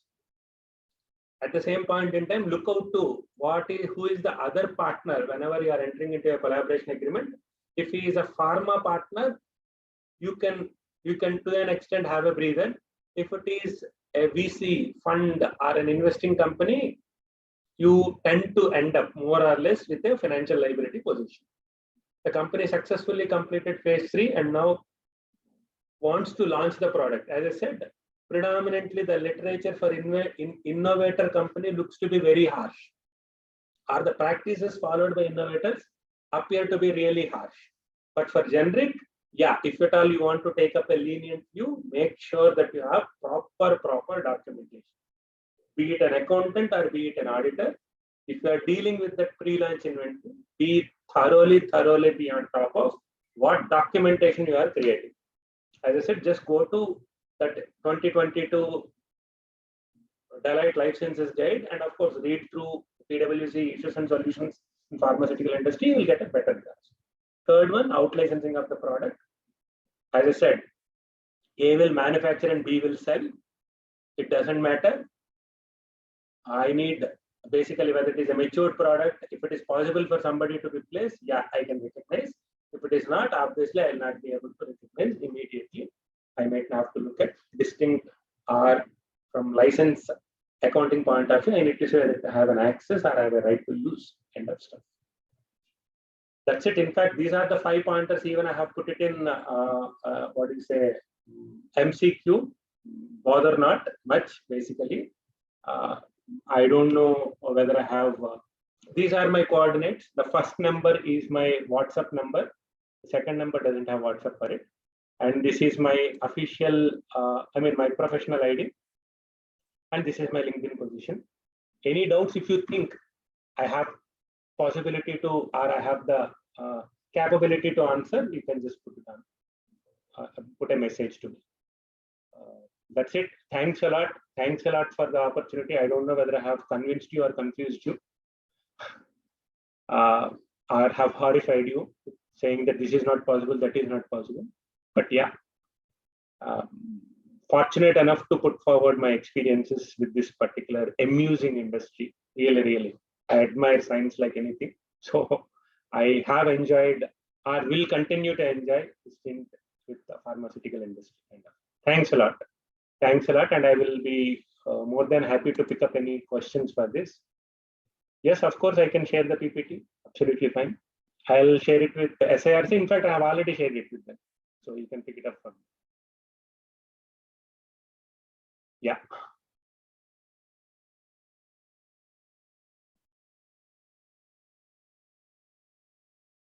Thank you.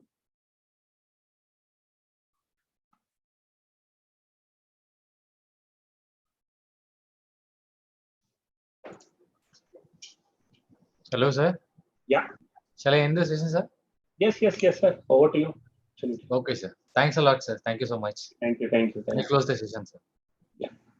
Thanks. I will